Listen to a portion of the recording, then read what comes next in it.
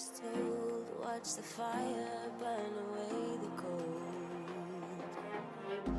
I am rising from the dust. Despite how much we lost, you will not take away my strength. You will not take away my strength.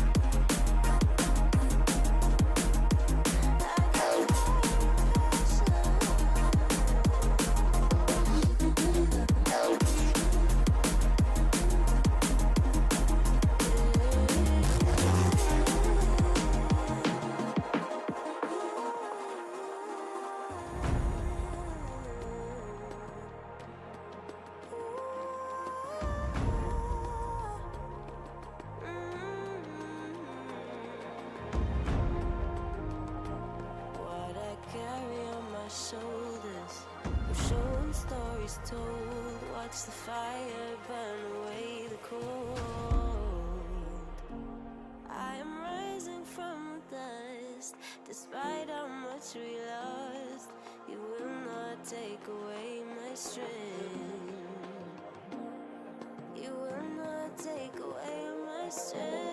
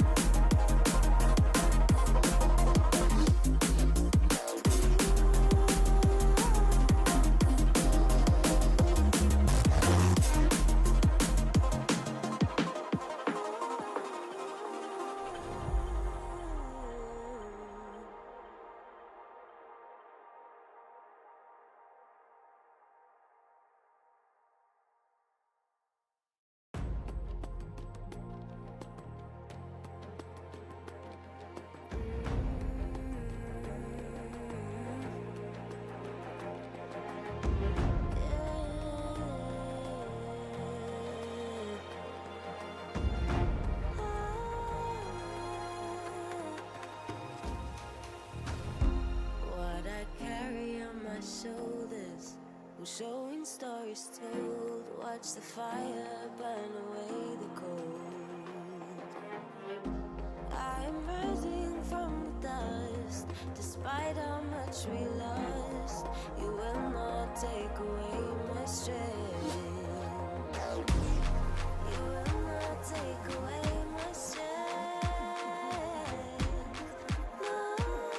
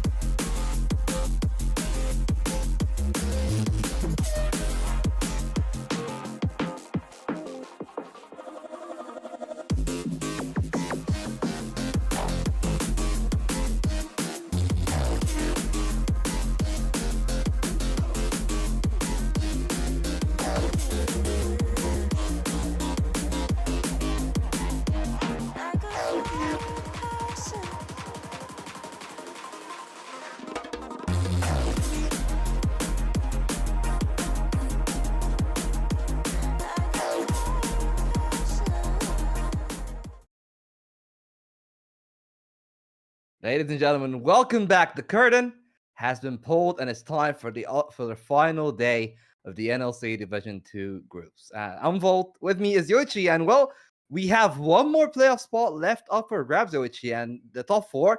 It can go anyway today. Absolutely. It can go anywhere. The last spot and also the last day for the NLC Division 2 is going to be something that is absolutely exciting, especially with the scenarios that could happen in front of us. Yeah. Okay. So first scenario is the first game for the day, and that will be between Ruse and Garden Gaming. For Garden, it is an important game. They want to lock top four, so we might as well head to the draft.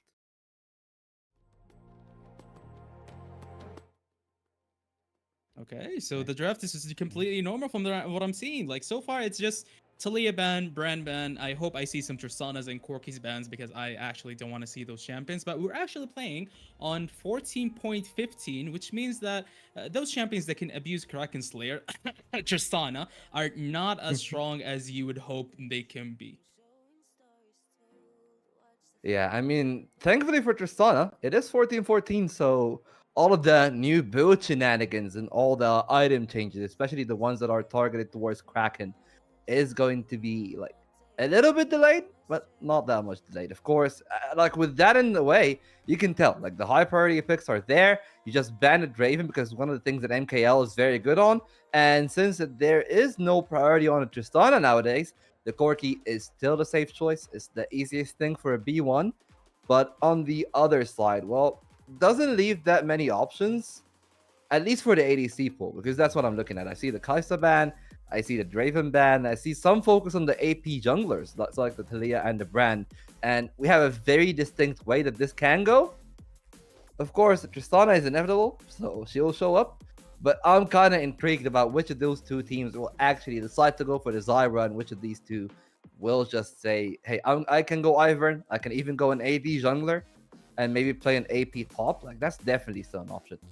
That's something that can be an option, but then Italy is something that Ruse is going to be taking, which could be the answer for, Mm-hmm. or answered by Lilia, or even if you decide to go for something such as Zyra, you can do that as well. But the main issue is that Corki is not a champion that can be able to pilot against Tristana unless if the Tristana player is not like very comfortable on the Tristana pick in the first place. But usually Tristana would be able to get the prior against the Corki, so that would mean that Nidalee would have a lot more flexibility into like going for invades or even full clear, even though her Mm-hmm. full clear is not as efficient as Lilia. But they decide to go Lilia, even though they know that Corki is not something that can give prior against Tristana unless if the Mm-hmm. Corki player is really good.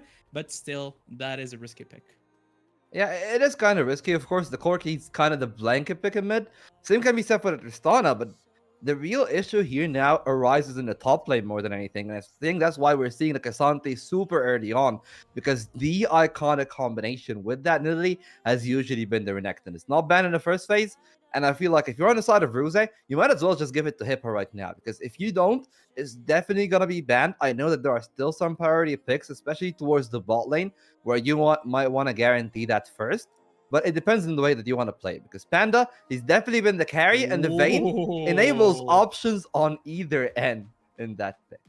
Okay, honestly, I'm in love with the Vayne pick, and it's one of the best picks that you could pick against Cassante, especially because Cassante cannot pilot or do anything against the Vayne in the first place. But still, that could be an issue because it's still a short range champion. But you're playing against Lilia, and you're also playing against the Corki, which are two champions that sure, okay, Lilia can just walk around with 600 movement speed and no one can catch her, but still, she is a short range champion, so Vayne could be utilizing herself against that. And at the same time, I don't think there are many choices for ADC role, except if you want to go for something like Ezreal, but then you would have those three ADC champions, and you must get an engaged champion on Ruse's side. So Leona could be the choice, but Leona is going to get banned, so the other choice could also be Rel if they decide to go for the Rel at this point.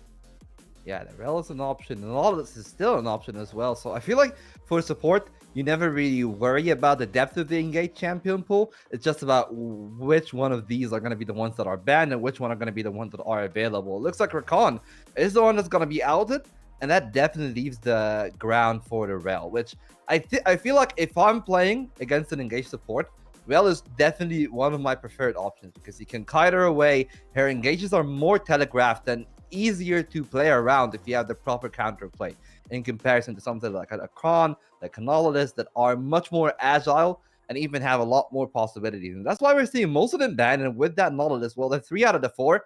And that's the full pivot right there. Instead of going for the engage, you give yourself some opportunity with the Glacial Fissure, but you also got a lot of protection against the rockets, against the engage, even against the Ezreal that we were talking about with that shield. I mean, the main issue with this pick is this is not something that can be able to lock down the Lilia. Like, Yeah. what's Guardian Gaming just ended up doing is just banning the Nautilus, which can lock down the Lilia. At the same time, they banned Leona, which is something that can be also taken as a first pick for teams. But they decided to take the Braum. So now they're going to answer with Lucian and Nami, and you have absolutely no prio in bot lane because of that. Because double range against melee support is like the most typical kind of thing for bot lane. You cannot have prio against those kind of champions. But the issue here as well is that engaged supports are some of the strongest picks right now in the meta, and that's for a reason. It's because the support can move mid lane a lot, can move with the jungle, can is able to look for engages. But now Guardian has an issue. They don't have an engage tool on the other side. They also don't have an engage tool other than Braum's ulti. Yeah, but this is the feast or faminist comp I've ever seen. Well, all split, I would even dare say all year. You got 380 carries of Braum and Lily. If you don't win in the first 5 minutes, this game is pretty much over. And I feel like this is pretty much Ruse's best chance because, well, we've seen him throughout the split. They've had some bright moments, but most of them has been kind of dim. I feel like Panda has definitely been the player to that count for. Anibot has been stable, but he hasn't really been anything to cry home about either. So that leaves the team in this kind of weird spot right now where I don't even know if they're trying to compete. Maybe they're just trying to have a bit of fun because they're definitely locked in for last place. But they still got the regional promotion. That's something that they can look forward to. But yeah, this comp is like just win lane, win game. You lose lane or you make one mistake in the game. And it's all over from there. One mistake and the game entirely collapses. I mean, honestly, you can just pick any ADC on any role, maybe even support and just have fun because ADCs are just Send us that there, broken. yeah. Send us there, but yeah, okay. The issue is now that the support role is very versatile. Like, wow, you can choose between Leona, Rel, and maybe Alistar, and Leona and Rel. So just and Nautilus. So like, I understand why they went for the Braum, even though it's not good against enchanters and such things, because the meta so now is shifted towards the engaged supports that you know the enemy team has to play engaged supports. But now the issue rises with Nami is that Nami always has to be with Lucian, unlike Braum. Braum can move with Nidalee, she can move with mid lane and such things, and there's also no pressure on the Kog'Maw because there isn't an engaged tool that can reach the Kog'Maw in the first place. So once you have your passive stacks as Braum on anyone, those 3 ADCs along with Nidalee is going to be able to proc that very quickly. I mean, we say that, but we've seen sometimes where the Braums can just miss auto-attacking or miss that vital cue to start that chain for the Sun. Of course, the chain is there with a lot of range champions, as you said, that can lock down a target pretty quick, but you need to burst them down instantly, which does actually make the Cassandra a real significant threat if it's able to survive through the first 6 levels of the game. Because if that happens, and the game is in such a dire spot, but well, I'm just talking about it, so how about we actually go to the Rift and see it for ourselves.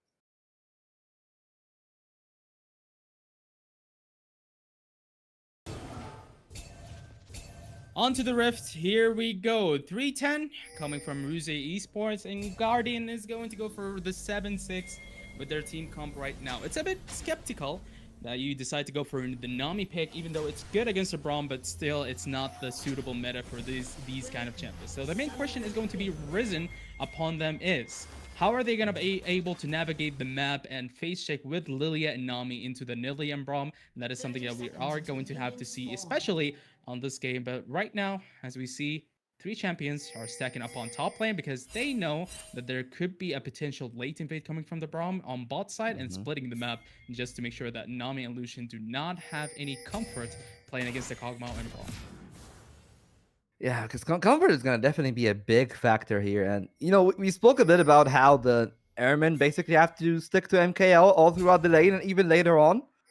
But in the same vein, And I know it's funny because there's a Vayne in the game, but like bear with me here for a moment. Like the fact that you have the pressure of the Lucian Nami against what are all actually very short range 80 carries in the first 10 to 12 levels in the game can make this Lucian unbearable to play against. The flash tilting lullaby from Loki, that is definitely now a real play. So I see a lot of options for Guardian Gaming they can go for, but yeah, still for the same time, it just relies on them having some stability on both the side lanes because I think mid isn't really gonna be that big of an issue. Sure, like Tristana's gonna win, but it's not gonna be the kind of lead that will actually take control and more of the entire map in comparison to the other one. But as I say that, map indeed have been more of the Narushan Nami. Just decide to forego their weaker laning phase. Hippa is just walking in, and I have no clue what the hell is happening because he was able to flash through the ward and make it out alive.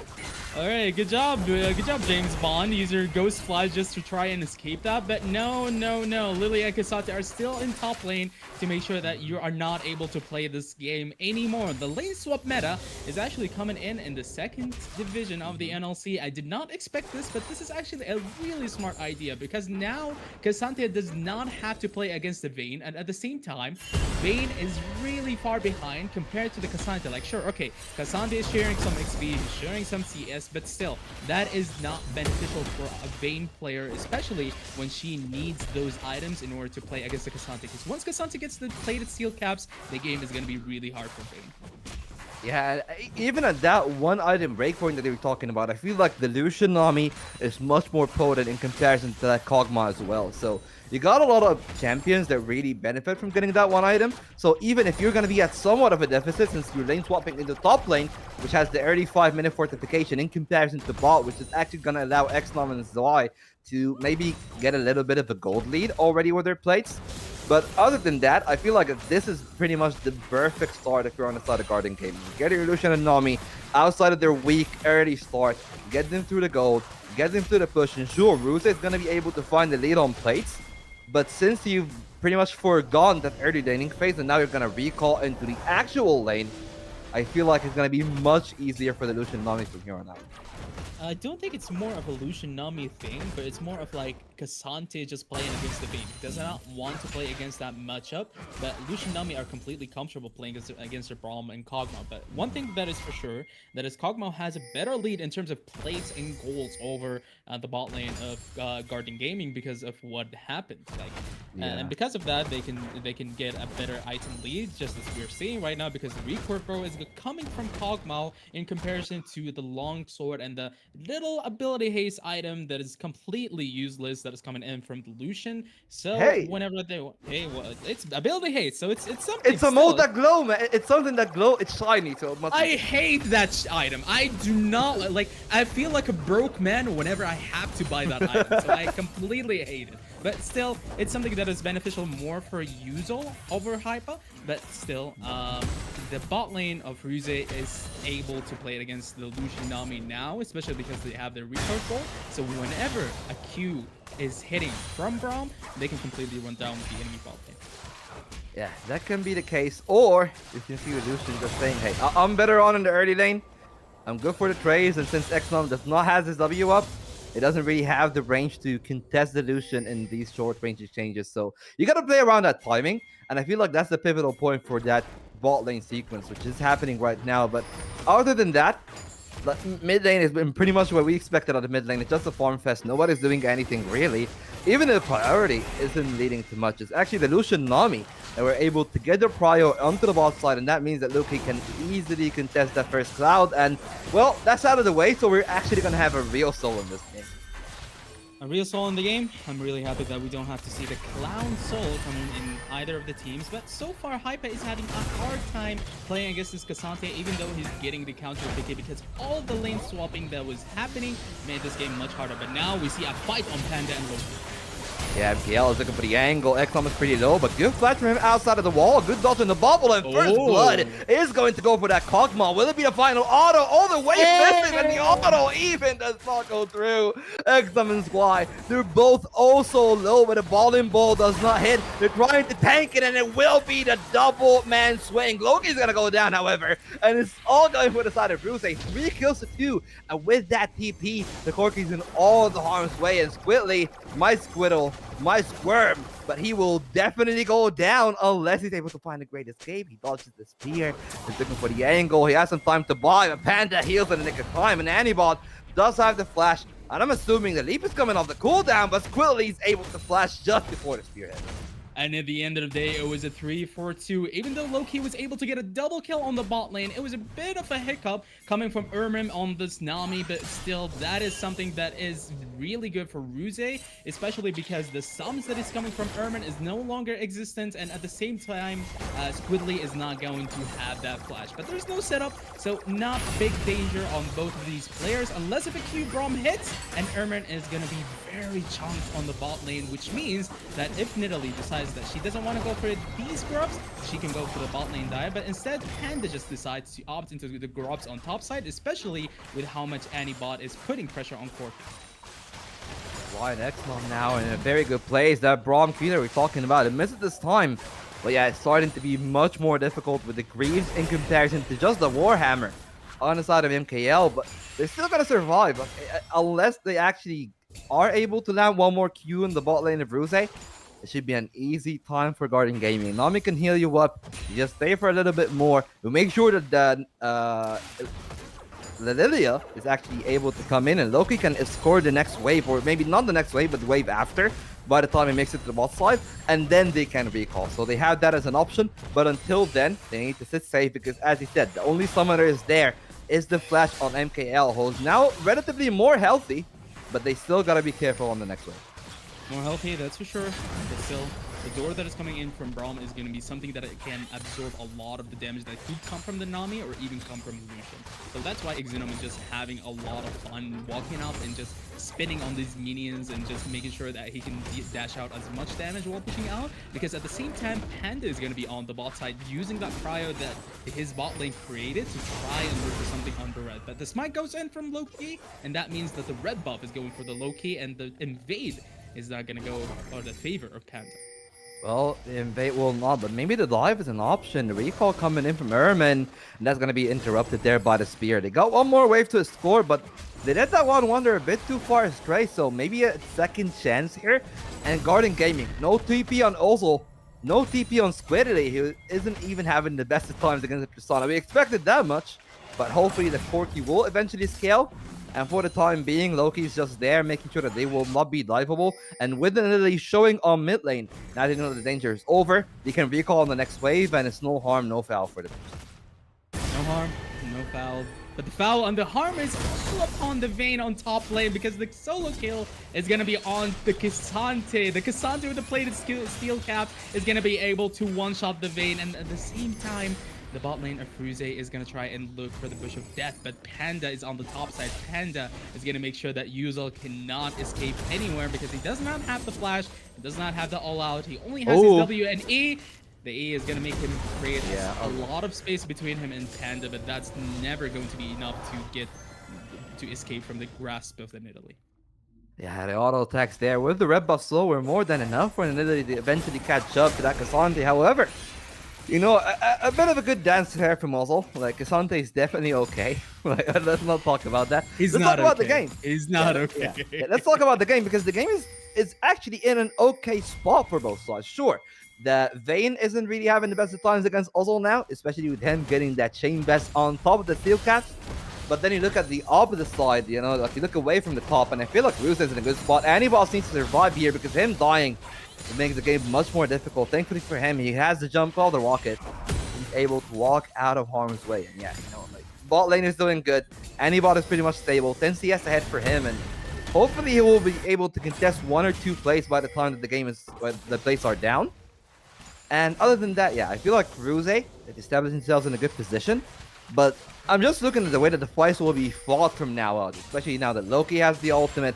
also has the all out. You're looking at the Lucian that's starting to curve into that Essence Reaver. And I'm starting to think, okay, this is going to be unholy difficult on Ruse to play these fights and execute them. Yes, those fights are going to be difficult unless they're able to apply the Braum stacks, the Braum passive, but MPL is trying to look for any bot who is not able to succeed, but now the engage is going to start, especially with the Sleeping Lullaby. Yeah, the Lullaby is actually cleansed out of Exnom. He's able to flash all the way across MKL. Dodges initially, but unluckily for him, Panda, he walks in a bit too far deep. That's the first kill in. Loki with a great Q. The door is in, but Loki will shut it in their face. And that is kills back and forth, but Garden at the end are going to get the Dragon. The Garden are able to get the Dragon, and they're able to get 2 kills over Ruse, which is really weird from the positioning that was happening from them, but especially Garden Gaming are showing us that they have the better expertise when it comes to those team fights. They know the targets that they wanted to focus on, they knew who to focus, especially when Xenom was in a really weird spot, especially when Panda was in a really weird spot, but they were able to exploit that, and they were able to get with the 2 kills and also the second Drake on top. Second Drake. Spear from Panda forces the flash out of low-key, but I think that they're pretty far away from anything that is going to be a real risk on their side right now. So, Garden Gaming, gotta be careful. While, yes, they've won the fight, most of them haven't recalled just yet.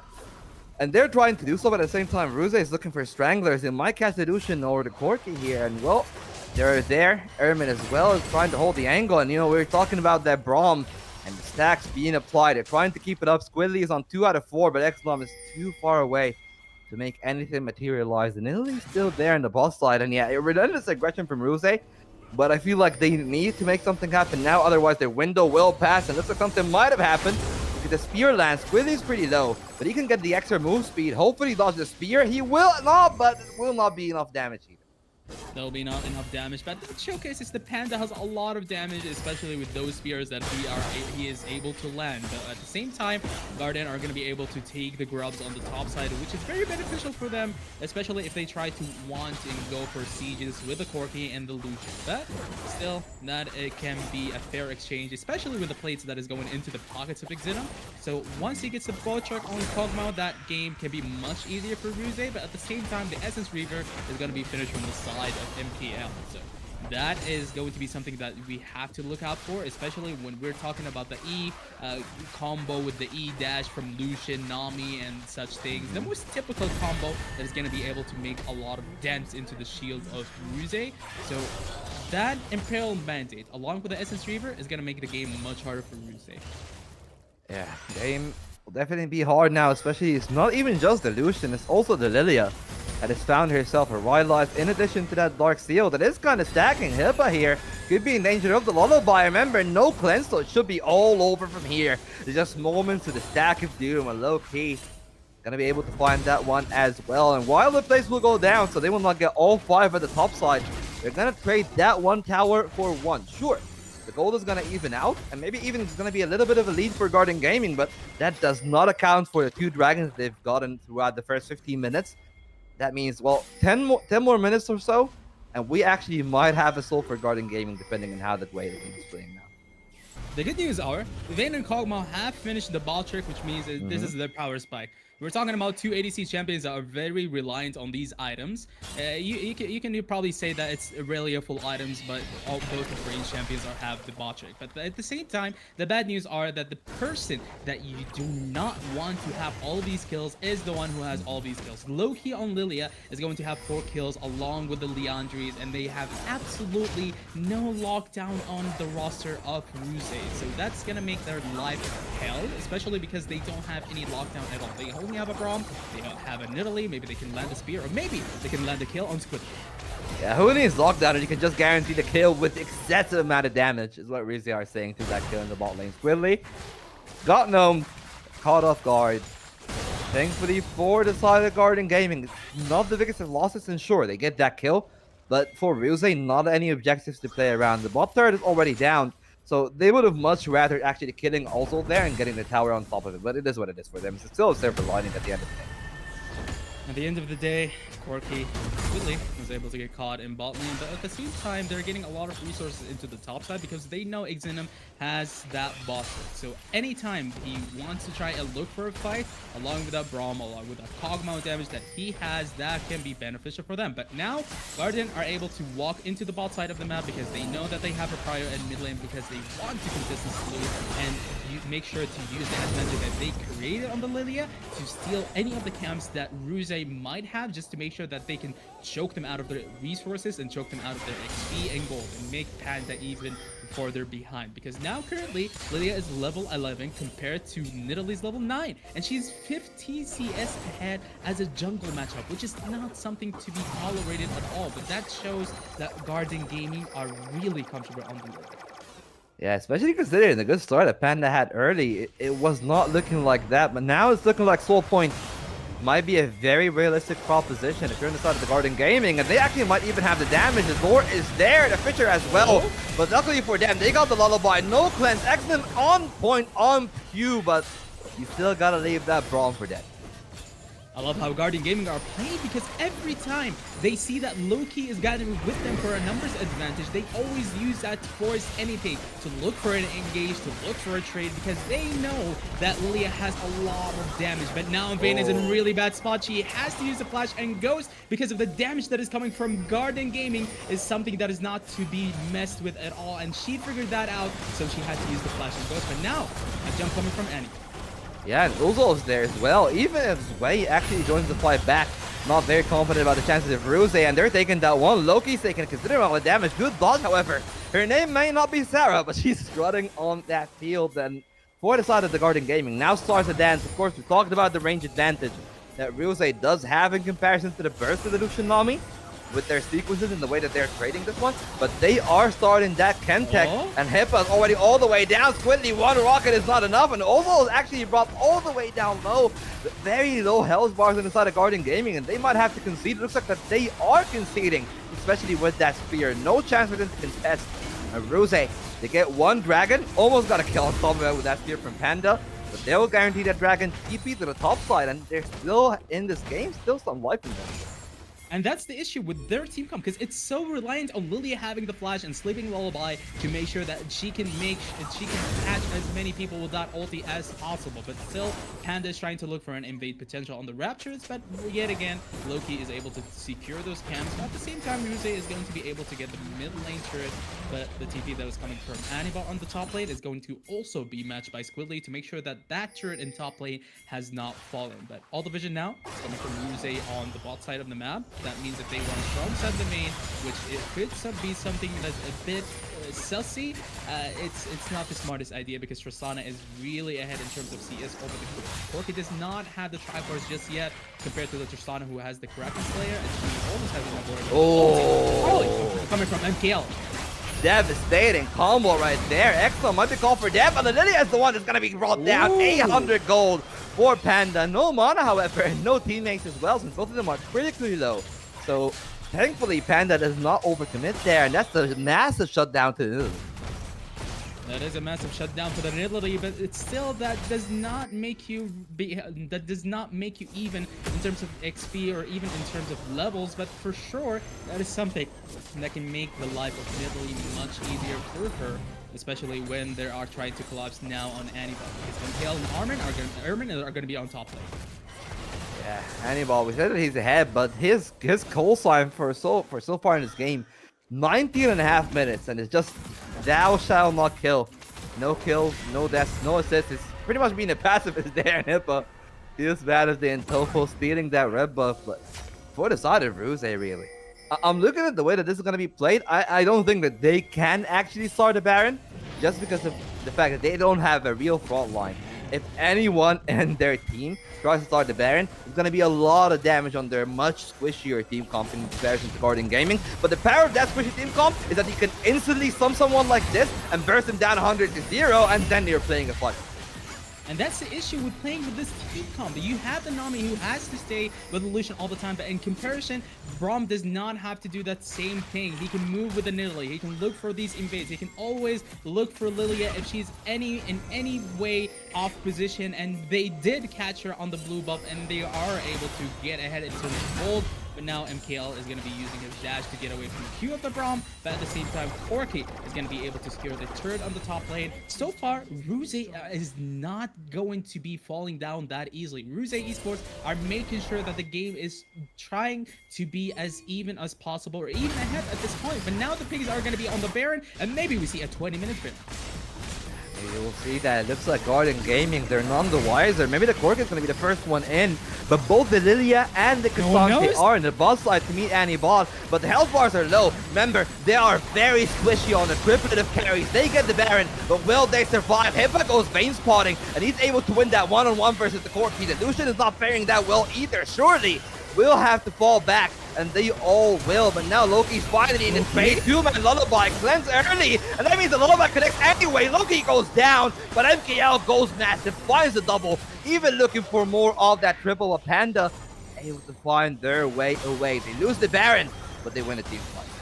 That is such a beautiful Baron call that is coming in, but Panda is trying to engage. He's trying to look for the kill of MKL, but sadly, he got way too greedy because the flash was present in terms of Lucian, but still, that was a beautiful Baron call, but the main issue was they overcommitted too much. They knew that they had the numbers advantage, but Loki was there right on time just to make sure that that numbers advantage no longer exists, and because of that, they were able to secure only one person on this in terms of the team. Ruse Esports, which is Anibot, he's the only one who has the Baron buff, so that is not a lose situation for Guardian Gaming, but that is still something that Ruse can play with, especially since Anibot is going to be the main character in terms of siege.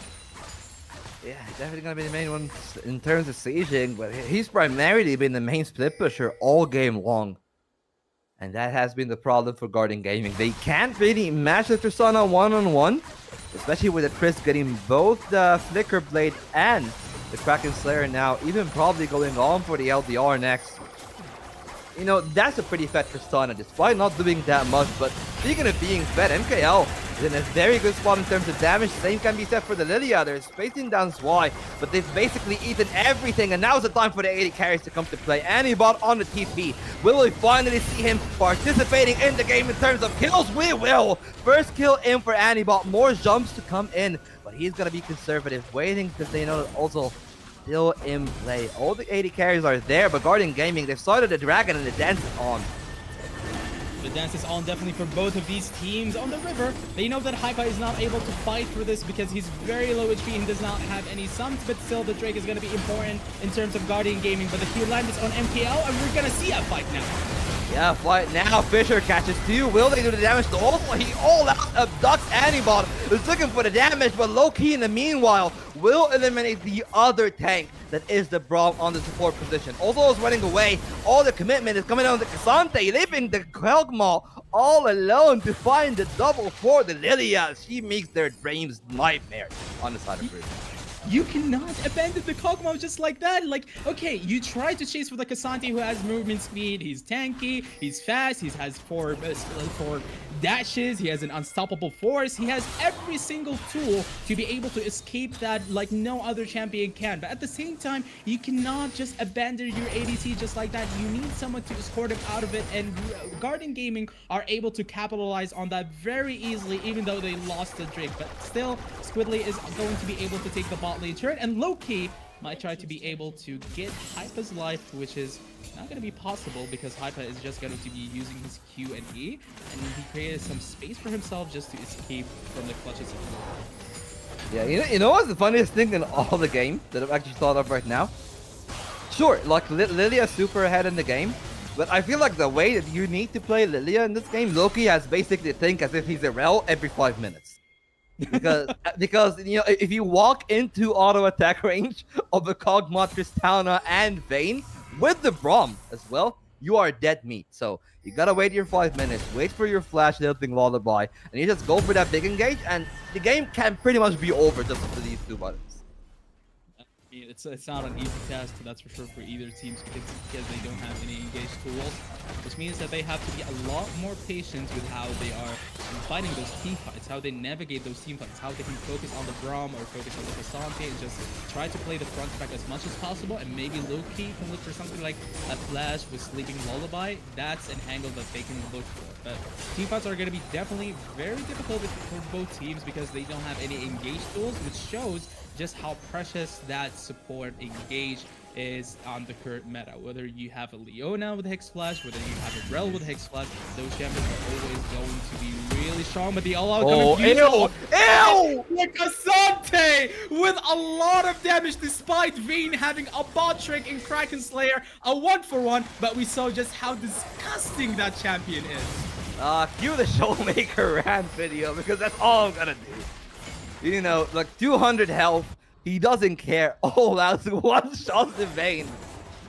Oh, that's so disgusting. But hey, you know what? It's fine because the Cassante can do things like that. And remember, Ruse is the team that decided to pick 380 carries in Italy. And you know, we're speaking of how they don't have engagement inside of Garden Gaming. No engage either outside of that Braum. So both of these teams are very conditional in the way that they're gonna approach the team fights. And to your point, I feel like if you're gonna play the Nami, I really expected a Sejuani out of Garden Gaming if that was your plan from the start. And you know, I understand it's a pivot halfway through the draft because you did actually indeed pick the Corki first, pick the Cassante first, and then you thought about the Lucian Nami later on once you saw the Kog'Maw and Tristana. But maybe it's not the most coherent draft in either of these two teams, but they've definitely made it entertaining at the very least. If it's working and it's good comfort for them, then why not go for it? You don't have to go for the meta all the time. Like, you can see the Vayne top lane. Who plays Vayne top lane other than Zeus? I mean, sure, it's not Zeus on top lane, but still, it's something that makes it more tasteful, you know, like not having to see the Ornn on top lane against a Cassante or something that is, for example, Koke and Tristana, but sadly we're seeing Koke and Tristana in this game. It's fun to see those comfort picks, but still, yes, I agree with you. It doesn't make that much sense to go for the Nami and Lily at the same time, because usually when you go for an Enchanter or someone that is squishy on the support role, then you would want to go for an engaged tanky kind of jungler that is able to face shit stuff. But because of the Nami and Lucian pick, that means that Lilia is going to be on the team. Yeah, but the Braum is very tanky. Can't say the same about Ultra. He's melted by all 80 carries. The Lullaby only an anti-bot to cleanse. Oh, the Vayne doesn't go down. MKL has been huge all games in many range. Perfect cleanse. 6 next to them. They will finally take him down there by the assist of Ozhol. And that's a big win for Garden, who are gonna transition that straight into the Baron. They have to go to the Baron now because they know they have the numbers advantage, but the TP is going to come in from Anibot to try and make sure that they can reject this chance of Baron. Ermin is not going to be able to turn on his own because he's just a small Nami, a fish in the river, but what's for sure is Ruse have to fight for this Baron. If they don't fight for this Baron, their game might as well be done. Small fish and a big pond where the Baron is the king and Ruse are fighting for redemption. They need to find something here. The Cassante kept Vanta away, but can they clear out that fight? Because Sway and Anibot are still on their tail. Panda gets one, and now that Tristana and Braum are looking for an angle, Anibot forces one of these flashes, but the fight is kind of disjointed. Sway is on one side, Anibot is on the other. They're trying to make some space, and sure, the Braum can tank it all away, but after that, they will have to retreat, and Anibot still trying to deny them as much as they can, but try as you might. Garden Gaming, they know that the jungle is their own, and now they've expanded their territory into the river. Their one worry, however, is that Ruse now are going to be on solo.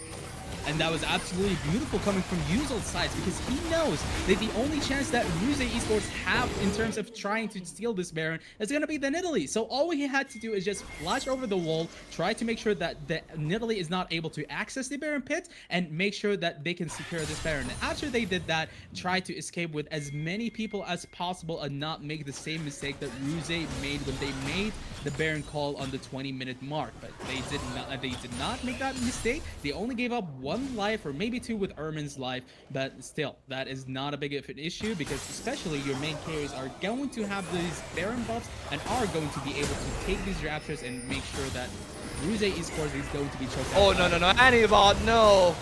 Okay, he's alive, but Squidly isn't. Maybe that's a chance for Ruse now. Man advantage for their side. They know that the Lily is close by, but they've made enough distance. Casante's in mid. So if they were able to get a catch there, that would have been perfect. Now they're actually looking on the collapse on the Cassante. However, Looks like everybody's accounted for, and it will be a reset, but that's a big takeaway from that fight. That is for sure. Maybe sure you didn't take the second turret on top lane, but you still were able to get some cams. But Corki is going to be exchanged for those cams. So that is still going to be something that Guardian Gamer are going to have to look out for, because sure you have that lead, sure you have those items, especially 3 items and a half on Lucian and the Nami to complement that, but still. Anibot with the 3 items and finished LDR is going to be a main issue, and especially once Nidalee is going to be able to take the death cap, that is going to be a bigger issue for them. And the Kog'Maw has decided to opt for the Randuin's Almond instead of going for more damage, because he knows once he has the Bot Trick and Rage Blade and Valkyrie Flicker Blades, the game is going to be really easy for him in terms of DPS, but he just needs to survive as much as possible. The red is not going to be stolen from the side of Panda, but maybe Panda's life is going to be stolen, especially low-key is trying to chase that misses everything, but Exunum is going to be the victim of all of the happenings that have happened in the red because of the calling that is coming from MKL. Yeah, we said that there's one mistake that you can make, and that's to leave the Kog'Maw alone. They've done just that, and, well, left to their own devices, Illusion is a very fatal threat to you, just as a small puppy in this big world. And now that's a big man advantage, 25 more seconds, but there is no Kog'Maw. But luckily for Ruse, their wave spots are actually perfect in a climb like this. They can stall all they want because both side lanes are pushed in, and Guardian Gaming can only have mid as their one safe space, so they can actually try to push and contest. But that's where everybody from Ruse is. Ruse all in mid. He might have the angle low key. He's looking for the lullaby. He found an angle, and Anibot is kind of late, however, and now Anibot is looking for a go in. He cleansed himself in. Ozil is there. Anibot has to go away, and now you're gonna have to actually sacrifice the old members. Panda dies for the transgressions, but still only a 1-for-1. That was such a wonky team fight that is coming from Ruse, and it's gonna be a 1-for-1 for both of the teams. But the second turret is gonna fall in the hands of Squidly, which means that this Corki is gonna have a lot more gold in his pocket to finish the IE, which is gonna make him a bigger threat. And that means that not only Loki and MKL are going to have that much of a threat, also the Corki is going to be a threat as well with the finish of the IE from his side. And a lot of damage is going to be dashed out of these champions. But still, Drake has 1 minute and 30 seconds left. They know that Ruse Esports have the tempo, so they are trying to get as much vision as possible on the bot side. The redemption coming out of nowhere. I mean, maybe they do it for vision, but I don't think you need vision on these fruity. I'm a plant, yeah. I'm the honey fruit, yeah. But still, it's something. Oh, wait. It's a bit sneaky, but nothing's gonna happen. Nothing. I mean, if they snipped him out there, and that's a dangerous part, by the way. I feel like there is something now with the renaissance of Vayne back into the league and pretty much into professional play. We've seen the return of the OG sport of Vayne spotting. Thankfully enough, in this game, Hypa hasn't really been a massive defender in that sense. He's been pretty much, you know, what you would expect out of an ADC. He's somewhat aggressive since he has the invis, since he have all the tools for these outplays, but not too manic in their approach. However, speaking of being manic, the Braum is able to tank everything in that trade. No culling remaining, but still the wave is there for the Nami. Ruse needed to be there first for that soul. Look at the damage out of Illusion. Hypa's already out of the fight. Thankfully, some heals from Lily and the shield that caused them to be back in. But, you know, considering the fact that Ruse is a team that has multiple ADCs, they're being spaced out really well by Guardian in this team fight.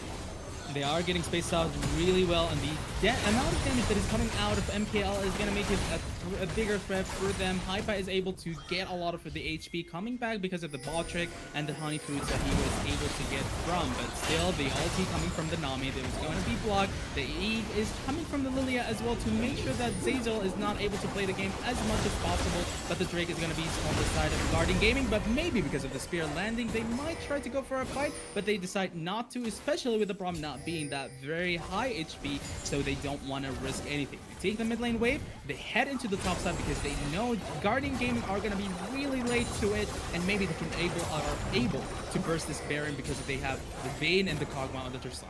Oh, well, they're trying to bait it out. They're not going for it outright because, as he said, you know, while they do have the damage in his way, is actually able to heal up thanks to the Warmog. I feel like if they needed to commit to it earlier, they're committing to it now. They're definitely bursting it pretty low. Exxon is actually eating the bowling ball. Where's everyone to their own devices? And the Kasante and Lucian are going to drive the back line. What can he do with 80 carries? You can do the damage, but you're all going to be brought down at the end of the day. Low key is able to burst them all down. Redemption will not find the kill, but the Gunslinger will cleanse all opposition. The triple kill for the Lucian. And Garden Gaming has found the race. The Kasante, able to hold down 3 of the main carries that are coming from Ruze Esports. They tried to start the Baron, they tried to finish the Baron, but just too quick of a call coming in from Guardian Gaming. They know that the Baron is going to be on the hands of Ruze if they take too late, and because of that, they are able to react really quickly and execute a beautiful team fight to make sure this game goes into their hands. The first game of the day is going to go on the side of Guardian Gaming, and they prove that they are the better team, and Ruze Esports deserves to be in the last place, but still, Zuzel might have another issue. Hype is trying to go for something. Zonny is going to be there. Squidly is going to try and end this Nexus, but not enough. It's going to be the game for Guardian Gaming, and they take out Ruze Esports. Yeah, Ruze, they're in last place. Unfortunately for them, they will only keep their 3 wins. And well, with that out of the way, I think that means that we actually have locked in top 4, if I'm not mistaken, for the side of Guardian Gaming. I think, yeah, with that 8th win, they're pretty much confirmed for that. So, congratulations to them. They actually escaped the lower bracket hell, which is something that is going to be very important for them. But for Ruze, yeah, look, I don't think there's so much deep analysis that we can just talk about that game because it all depended on micro. You had 380 carries in one team. The other team had the Lilia that had to play against those 380 carries. But a couple of crucial mistakes, and the one takeaway from that game is that people have forgotten how to play around Kog'Maw because they've left him for stranded way too often on the side of Ruze. Poor guy. It feels like I'm watching a solo queue ADC that is just like being left out of everyone, and it's just a very poor guy not knowing where he is. But it is what it is. You have to try and train with the Kog'Maw a lot more to peel him better, but they just weren't able to, and Guardian Gaming are able to get out with the win. Yeah, Guardian Gaming got their win, got their top 4, and we're gonna have an interview with one of their members. Who knows, like a player, coach, depending on what will happen right after the break. So stay tuned.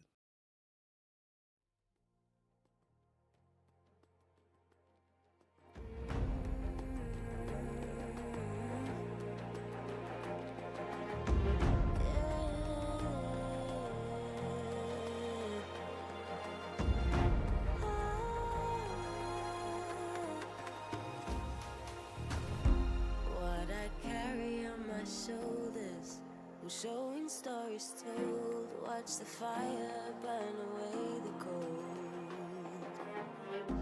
I am rising from the dust, despite how much we lost. You will not take away my strength. You will not take away my strength.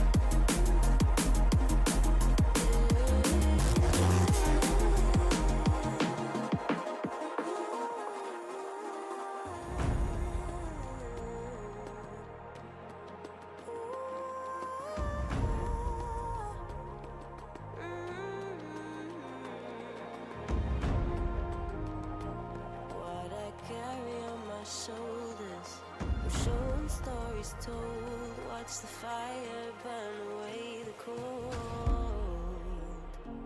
I am rising from the dust, despite how much we lost. You will not take away my strength. You will not take away my strength.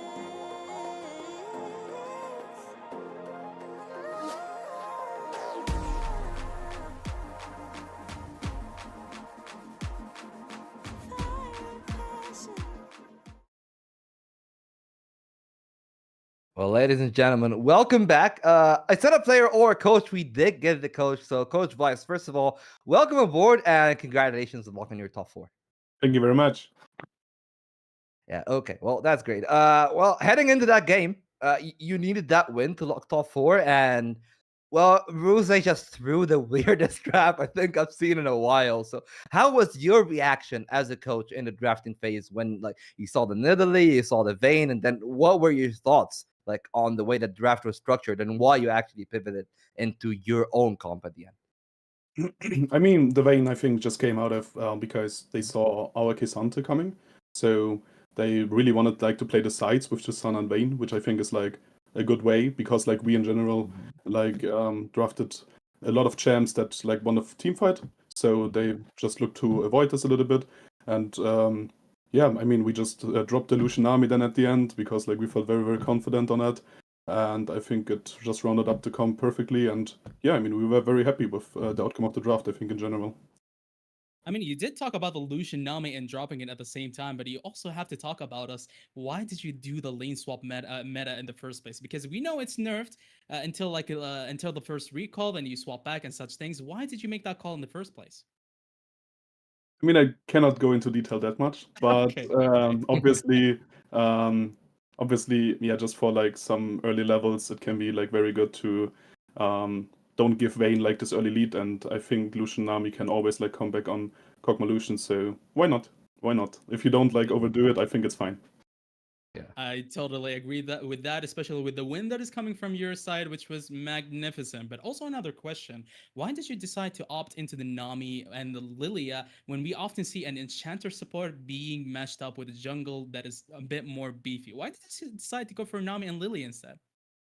Because like we already had like really good like fighting power, and usually like for this last game, because we had a little bit of a frustrating lose the last game, we just decided, okay, just go for confidence. Just go for confidence. Confidence is key, and we felt like just very, very confident on dropping it this game, and yeah, it worked out. I mean, Lucian did like Mika did an insane job here. Yeah, well, you were talking about lazy. They got their own game against Unique, so their work is cut out for them a little bit. But well, now you've actually avoided that lower bracket. Well, I would say hell because it's very difficult to play with that pressure from the first game on. How do you feel your odds are coming into playoffs? I mean, we had some like roster changes as well and stuff, and a lot of things were going on. I think the moment like we really connect each of these talented players together and like really make some like sort of working around with them, yeah, and like especially looking into like promotion games or whatever. I think like then it really can like work out, and we are like a really high competitor. But currently, it's all completely open. Like you cannot tell, okay, this team will definitely beat this team or whatever. Like everyone can beat everyone, but we are like really striving to prepare to win. Yeah, and I love the confidence. I love the aspiring confidence, especially as you said. There is no Venom crest of the last year. Everything is open. We've seen Unique pretty much like tumble the ball at the end there of the later half of the split. So you know what? I'll be cheering for it for you guys. And yeah, with that, thank you so much, Coach Vice, for being with us. And second game coming right up will be between the two teams of 42 Gaming and Fourth Wall. Fourth Wall needs this win so they can actually log the last place in playoffs. So we'll see what happens with there after that break. See you soon, boys. Thank you for having me.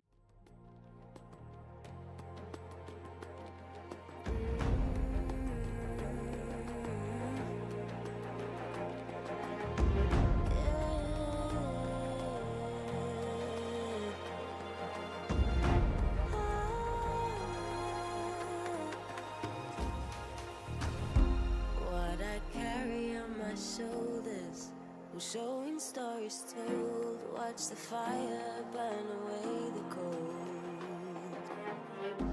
I am rising from the dust. Despite how much we lost, you will not take away my strength.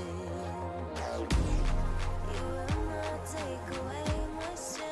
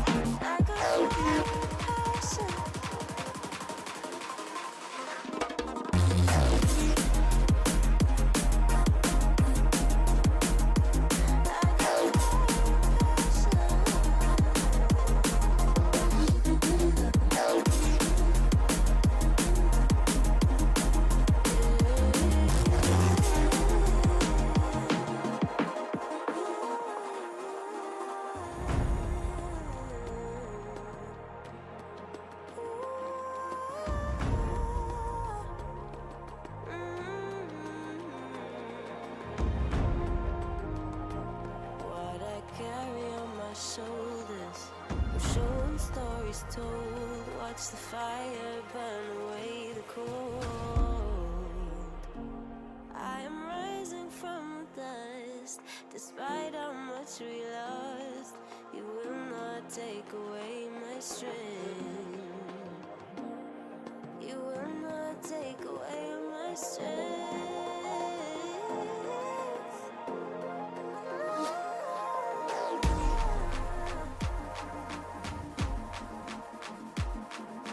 Fire passion.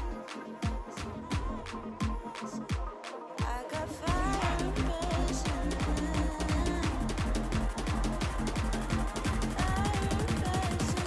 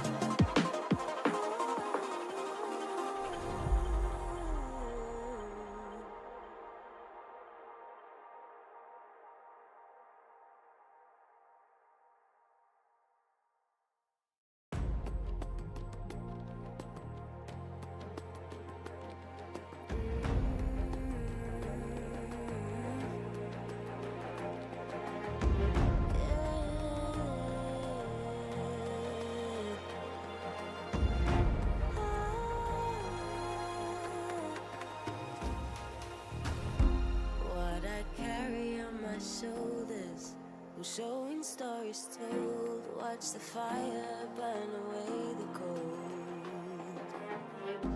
I am rising from the dust. Despite how much we lost, you will not take away my strength. You will not take away my strength. No.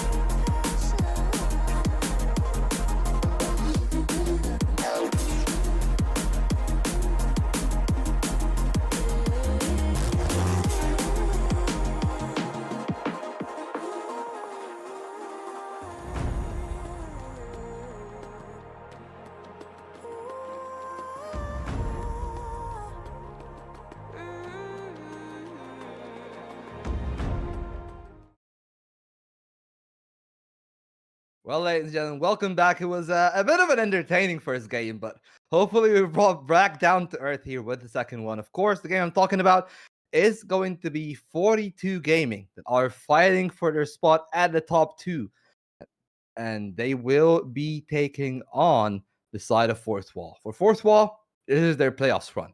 It's either them, if I'm not mistaken, and Chaos. Like one of these two teams in this game or the next game will be the one that will take the sixth and final spot in the playoffs, and the other one will unfortunately have to take the sidelines alongside Bruze. So let's head to the draft and see what's going to happen. And speaking of which, the draft itself, let's just say that there was a little bit of a mishap on the side of Fourth Wall, so they'll have to lose one of the bans.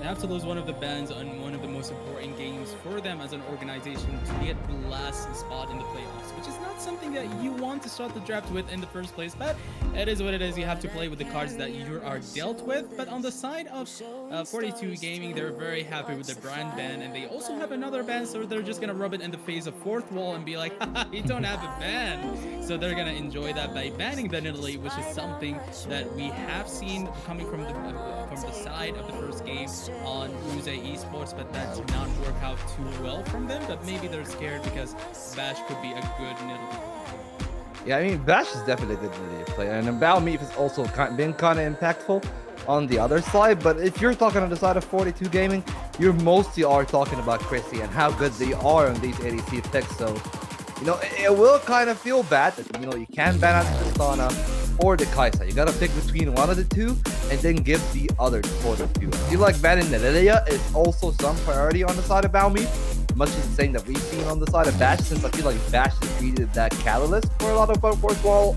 are trying to do. But yeah, in that sense, I really understand the draft, and well, we're gonna have something completely different. Fully meta still, Sejuani opens up the playing field for a whole plethora of players, both in the top side and in the bottom side. I mean, this is interesting because now you decided to ban 3 AD doublers for Bash, regardless Natalie and Brand. That means that he's a carry potential player that can just completely take over the game if he can take those carry champions in the first place. But there's also Zyra, if you want to go with that kind of champion. They decided to pick the Ezreal, and on the side of 42 Gaming, they decided to go Sejuani first pick, which is a bit of a question mark, but they can always pair it with an engage 4. They can go for the Yone against Koke or Tristana. If they want to play split push, that is also an option for them because the Sejuani first pick is something that has been picked from their side. But the Olaf is going to be the pick from the side of Fourth Wall. I'm actually not sure if that's an Olaf jungle or if it's an Olaf top lane, because I haven't seen Olaf in such a long time. I feel like it usually ends up in top lane. Theodore is known to be able to play some of these carry champions, and I feel like it's a really good pick considering what we're gonna see. Yeah, you know, you said it yourself. Usually the Sejuani has yet another engaged support, or at least engaged pick alongside it, that makes the picks completely easy. And that's why I feel like the Olaf has such high value. Kaisa has to walk in pretty much up close, almost melee range. Sure, you got the invisibility to maybe kite out for a few seconds, but that Olaf, he's just gonna abandon all the crack control, all the flow line, and just Ragnarok straight into your face. And the Leona might be good for some interactions, but especially against the Olaf and the Ezreal, I feel like it's kind of a self-counter pick, and you're hoping that JJ is gonna have a field day onto Wantage, and maybe Rexat is just gonna leave the top side and let Chrissy free farm until they get to that point where they can actually take on the head. I mean, it's mainly about Virtus, so if he's able to just make sure that Olaf doesn't get too ahead. If he doesn't get too ahead, that is something that is beneficial for Kaisa, because she will have a lot of damage along with Static Shift and God. There she And the Zyra is going to be something for Bash. Sure, you bet the 3 AP champions and junglers that he can carry on, but there's always the Zyra, which is going to be superior in terms of full clearing, but not that superior in terms of gank potential that is compared to the squad. So now, the main question is, what is the counter pick that is going to come from the top lane to match the craziness that Olaf the line pick would have? Well, they already answered that. They said we don't want Camille, we don't want anyone to have access to our backline there. Especially on the top side, if you're gonna play against the Camille as the Olaf, it's not the easiest of matchups. And you know, we talked about it a little bit. Zyra, not the highest gank potential, but she has very high terrain control. I look at the fights, maybe at the Dragon, maybe at the Grubs, even at the Herald and the later Dragon. Like, she's gonna have a lot of value in controlling some of these choke points. But she also presents an opportunity for 42, where now your Leona, Sejuani, and even the Kaisa all have one very easy target that doesn't have an arcane shift, that doesn't have a Ragnarok, and should be an easy kill if you actually find a Zyra. That's why I understand why you want to also limit the other options of engaging, and why the Poppy ban is also good, because in the support role, Poppy is gonna have immense value if you pick yet another snowbally engaged team fight oriented champion on the top side. You don't think? I'm really surprised about the drafting that has been coming so far in this game. We haven't seen any Tristana or Corki at all. I'm happy. Though. I'm happy. I'm happy, but I'm not saying I'm not happy about that. I but swear, if you jinx it, I'm actually gonna be so mad about that, because Okay, I feel like okay. we're gonna. No. You can't be mad about that. Come on, it's second phase Tristana or Corki. Like, come on. It's not first pick. It's not first phase. So it's something that is. I was freshly quiet presented. because I don't want it. Like, they can pick a mage here, and I'll be happy. Like, they No, pick an age. you can't. You can't go mage here. Come on, there's no way you have to go mage. Okay. There is Lucian, there is Tristana, there is Corki, there is Aatrox, but the amount of CC and magic damage that you already have from the side of the blue team is already too much. So if you want to go for something like Wei, for example, or go Oriana or such a thing, the issue with that is the Merc trade value is going to be off the roof. So it's not going to be something that is easily picked. So they can still go for an AP pick, especially with the amount of AP damage that Kaisa could dash out to static will. But if they opt into a mage, then they would be just shooting themselves in the foot. with that mage. Hallelujah. I And mean, the not. Lucian it's not Corki with Tristana, somehow. Yeah, it's not going to go Tristana, but you know the answer. Man. You see Illusion? I feel like you pick Corki. If that's Draven. situation, you know. Draven. Yeah, Draven is a Please. good answer, but I've seen Please. Wanted. Like, you even see Wanted with me in the Arabian League. I haven't seen him play Draven. I don't think he knows how to play Draven. Out of So it's Just not get out happening. of hand. Please make this. Oh, come on. I don't mind. It's not Corki. It's not Tristana. I'm pleased with this. Yeah, and I feel like, now I look at the whole thing, I think, okay, the Yone, in combination with everything else that we have, does actually make perfect sense. Because we got very low range on both JJ and Chrissy on the Kaisa and the Lucian. And then you look at the Zyra that can actually space them out. Look at the Olaf that doesn't have to cover a whole lot of distance to just catch up to the Lucian and the Kaisa. Oh, sure, both of them do have like some form of mobility with the supercharge or the Relentless Pursuit, but once they wear out, you're pretty much dead meat. So I really like the Yone. I think he gives a lot of options for the side of fourth wall, but they really need to have some stability in the early game, because I feel like that is going to be the part that is going to be the hardest part of the game. Balmy, JJ, Chrissy, especially Rexat, like, the Leona and Alistar, both of them roaming, it can disrupt the entire map if that happens.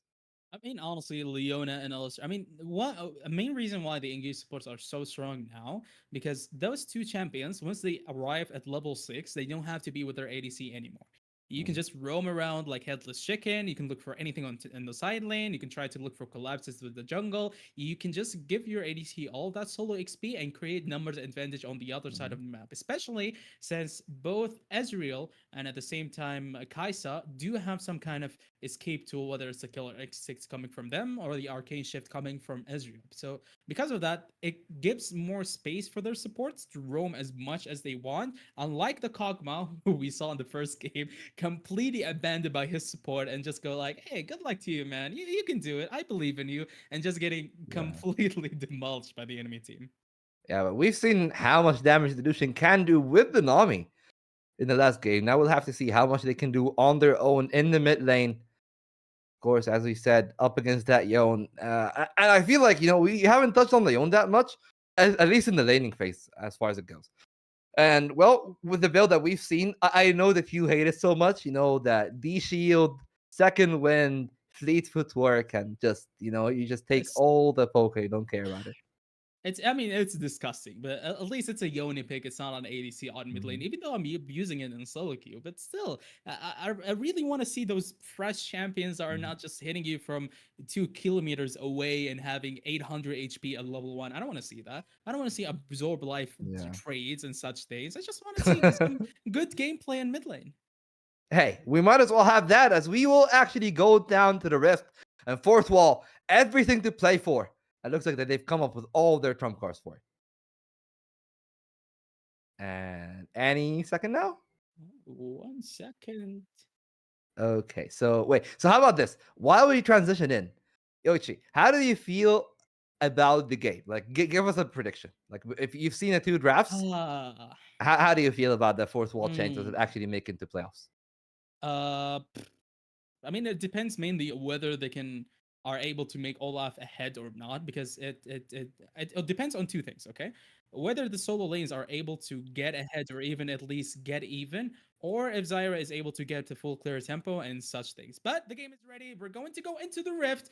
We talked about the draft and talked about the champions, and now we can talk about the gameplay that is going to happen from both teams. Fourth Wall has to secure this win if they want to get into playoffs, but on the side of 14 Gaming, they just want to prove that they're the best. And they have the Sejuani to prove that, along with the Leona and Aatrox. Now, the main question is going to be, is that Phase Rush Aatrox going to be able to survive the Olaf, which is very smart keystone on the side of Virtusu? But at the same time, are they gonna be able to abuse that Olaf, especially since Zyra ganking potential is not as good as the Sejuani? Yeah, looks like that is the case. And from what I've seen, for the most part, I also do like the phase rush, but it does pop a question in my head like, will the phase rush actually help you to chase the rest of the members down? Because sure, it's gonna be pristine in the lane itself. It's gonna be something if you are actually able to get a chance to go onto Bash. But Wantage doesn't really care. He's gonna walk into melee range. Same thing can be said for Theodore later on. But I mean, maybe I'm just doubting the pick of the Aatrox itself, but we've seen how much Virtuoso is actually able to do with that one. So we'll see what's gonna happen. Fourth wall, the last remaining bastion of the English nations. We'll see if they are actually able to make it out as the lanes do start, and yeah, already it's a bit of bickering between the two teams.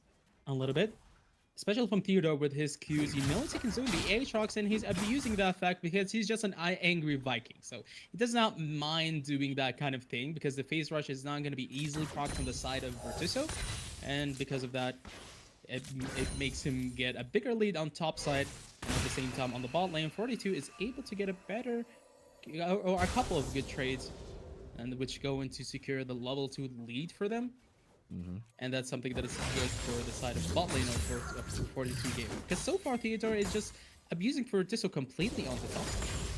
I mean, that's what you would anticipate at level 1 to be. You don't really have the tools to walk out of the Olaf engage.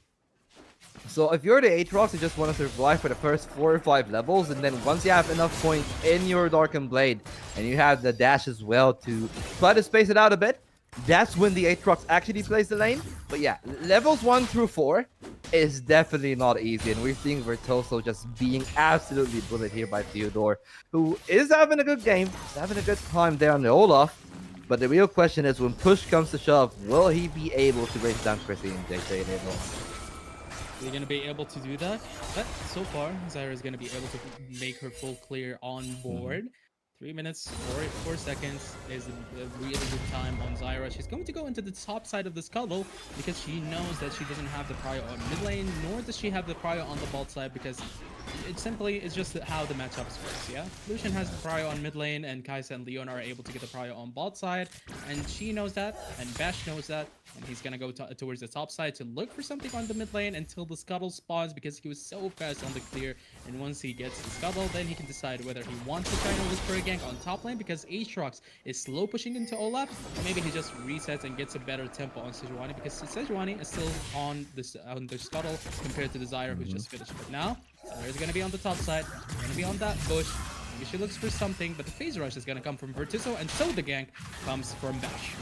Oh, but the root is there. Will they have enough damage though? Looks like the answer will be no. Virtuoso forced to flash away, but still, good takeaway from them, especially considering the one thing that we haven't talked about is in that time, Theodore took the time to have a cheater recall, and now you've punished Virtuoso out of there. Sure, he does have the TP, but you can just shove another wave here on the Olaf and basically back out again.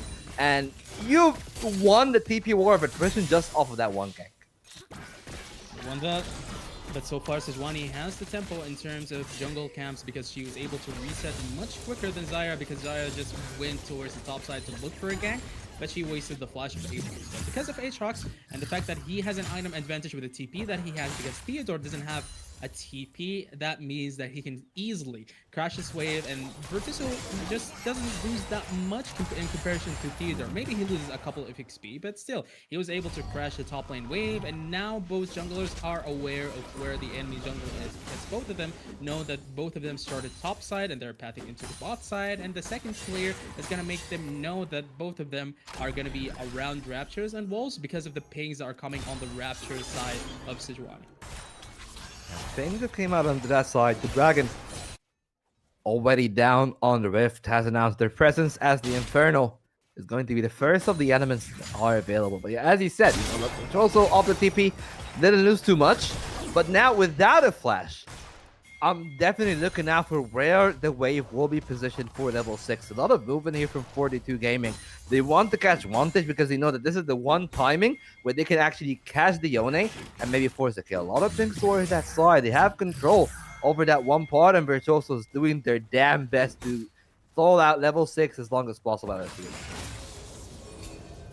Biggest slow push coming from the side of Theodore. Now Leon is going for an engage on Zyra, and the first blood is going to come from the side of 42 Gaming. Want to try to look for the Fate Seal on JJ, but the flash is going to come in. Grissom is going to be in trouble because he does not have that flash, but the Ignite is going to come in. The flash coming from Wantage to secure the kill on JJ, and Theodore has arrived on this battlefield.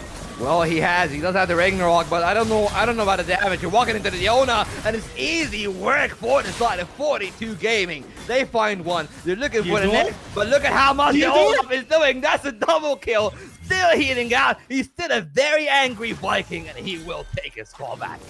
Oh man, Theodore, what are you doing with the Ragnarok? He was able to come at the perfect time to make sure that the fight is going as even as possible. 2 kills on the Olaf. This is a nightmare for Virtus, so that is not something that you want to deal with, but Bash is going to be now on the scuttle. JJ is going to try and deny some of that scuttle, but he's just going to take that small little plant that is Zyra's plant, and at the same time, Theodore is going to be able to reset, and he's going to have a huge lead, but he's not going to have any tempo for these grubs. So Rexap knows that, and now they're going for an engage on Bash. Yeah, they look it on to Bash, who's dead to Rise here. Even the chain as well. The fate is sealed. But it will not be the Yone fighting that one. It will be the World Ender as he ends the dreams of Bash. And, well, you know, sometimes photosynthesis is good, but this time the lights are going to be cut off. The lights are going to be definitely cut off, especially with the tempo abuse that came from the side of 42 Gaming. That was really greedy coming from fourth wall to start with grubs there, even though they know that Theodore needs to reset and he needs to get the item. So they could have just went towards the bot side for something. But Alistar, Grissom, now coming from the stun, he went for it, but that wasn't enough at all because the killer instinct is going to come from Chrissy, and he also has the barrier and flash. So it was a good try. It was just a waste for ulti for the Kai'Sa side. Yeah, and I like how Chrissy was so calm there, not really electing to use the barrier, knowing that the killer instinct is going to be more than enough to space out that Alistar. And with that found, now Chrissy, sure, doesn't have the most amount of mana, but with Balmeath actually making their way towards that bot side, they might have the lead onto that fight towards the bot lane. Of course, that's why we're seeing the two-shot barrage used. They want to force the recall here. They want to push the wave, find the lead, maybe even find an angle on Rexab. But yeah, Leona's going to be super tanky. Not a whole lot of work you can do to bring her down just with the amount of damage you have with only the tier on the Ezreal. So no harm, no foul, but they got their pie on the bot side, and they're going to transition that into Bash. Now actually looking for another objective, but with the support of their team. Another objective. Zyra is going to be looking for that objective, especially with the Prior that is coming in from the bot side of fourth wall. Now, Sejuani is also going to look for bot side with some of the damage that he might have, but sadly, he's not going to try and look for something, especially with the fact that Chrissy does not have enough mana to look for something. So he's just going to decide to go for the red, then he's going to head towards the top side, and maybe then he'll try to look to help Virtuoso, especially with some of the trades that he is actually winning against the Olaf that has 2 kills and a Tiamat. So that Tiamat is just going to make sure that the wave is always pushed into the side of the Aatrox, which means that Sejuani could look for something, but it still could be dangerous because of the Ragnarok that could come from the Olaf. So it's not an easy task, but it's definitely something that could be in the heads of the 42 games. Yeah, something in their heads. And, you know, that's something that they can look out for and maybe plan around playing around that. And I feel like for the side of 42, they definitely understand their spikes. That's why we're seeing now the Aatrox, despite Virtuoso being equally as 2-0 as Theodore. They understand. You know what? Like our best bet is just to leave the Aatrox alone. He can just use that phase rush and make sure that there are no chance for a solo kill in the top lane. And they're just trying to play around contagion. Just, keep Theodore on the top lane, leave him there, make sure that nobody can actually get to that top lane, make sure that fourth wall don't have the tempo to maybe even lane swap and go for a play around their grubs. And that's exactly what they're doing. That's why I see Balmace here towards the river, making sure that that roam is inaccessible. But now with Bash being there, that is something that can tip the scales. But Suso does have that phase rush is procced here, even with the World Ender, and that's too much distance for them to cover. Room for the phase rush, but at the same time, Rexat is going to be on the bot side, leading that dive that is coming from and the bot side of 42 Gaming. But at the same time, that engage is coming from Grissom on Chrissy. He still has the killer instinct. He also has the flash and barrier to make sure that he's not in trouble. But the one who is going to be in trouble is going to be Wantage because of the amount of damage that is coming in. The Sejuani, she's supposed to be a tank, but that tank deals a lot of damage. A beautiful flash coming from Chrissy, and then Ignite coming from Grissom. Ignite as well, they try, but Chrissy still playing out of his mind so far. He's been one of the best AD carries so far in the second division, and he's still tearing up more. But speaking of things being torn apart, that's the second plate there for the Olaf, and now Theodore is starting to accumulate somewhat of a gold. 20 CS, 2 plays to nothing, and this Olaf is going to be a genuine threat of that recall that will be cancelled. Theodore had to take that trade. Remember, no Ragnarok since he used it out earlier, and Bash left out for that. Even the flare will light up the sky, and this time, too much light for the plant, and it will have to rest for him. Too much light for the plant. He's gonna die because of the too much sunlight that is coming in from the Leona. But that shows just how much 42 Gaming is capitalizing on their tempo. Whenever their support has the numbers advantage, they always try to abuse it. They always try to catch the jungler, and the jungler is not that aware of where the enemy support is compared to Grissom, who is not matching the tempo that is coming in from Rexat, which is well played from the side of 42 Gaming. But fourth wall, if they want to get into the last spot of the playoffs, they need to be more patient whenever they're playing. They still have an Olaf who has a stride breaker, and they also have that Yone who still needs to finish the bot trick, and also the Ezreal who needs to finish the Triforce. In comparison, when you look at JJ or even look at Chrissy, you will see that he already has the static shift, and they also have the Kraken Slayer. So now both of these main carries are gonna dash out a lot of damage compared to the Yone and Ezreal, but the Yone and Ezreal still need to arrive at that first item. So whatever gameplay you want to decide to go for, it needs to be around 2. Yeah, and I feel like, especially for something like the Ezreal, you really want your 2-item power spike to be your main playing point. Because then, you do actually have a chance. Theodore, of course, able to trade back well now up against the Aatrox, and that's the kind of way you want to play the lane. You want to start it out down in the middle, make sure you get some space so you can walk through Virtuoso with his face rush. And yeah, you know what? Like, just back to the team comps. And yeah, like, I look at the Ezreal Triforce now completed, but my main eyesights are actually onto that Manimune and onto Wantage, maybe being caught out. Rexat all the way apart, and the fate of Wantage will be sealed over rescue, as he's gonna ult himself out. But maybe a dive, maybe a repeat here. Balmy was not able to finalize the kill the first time around, but with the help of Chrissy, it's gonna be easy.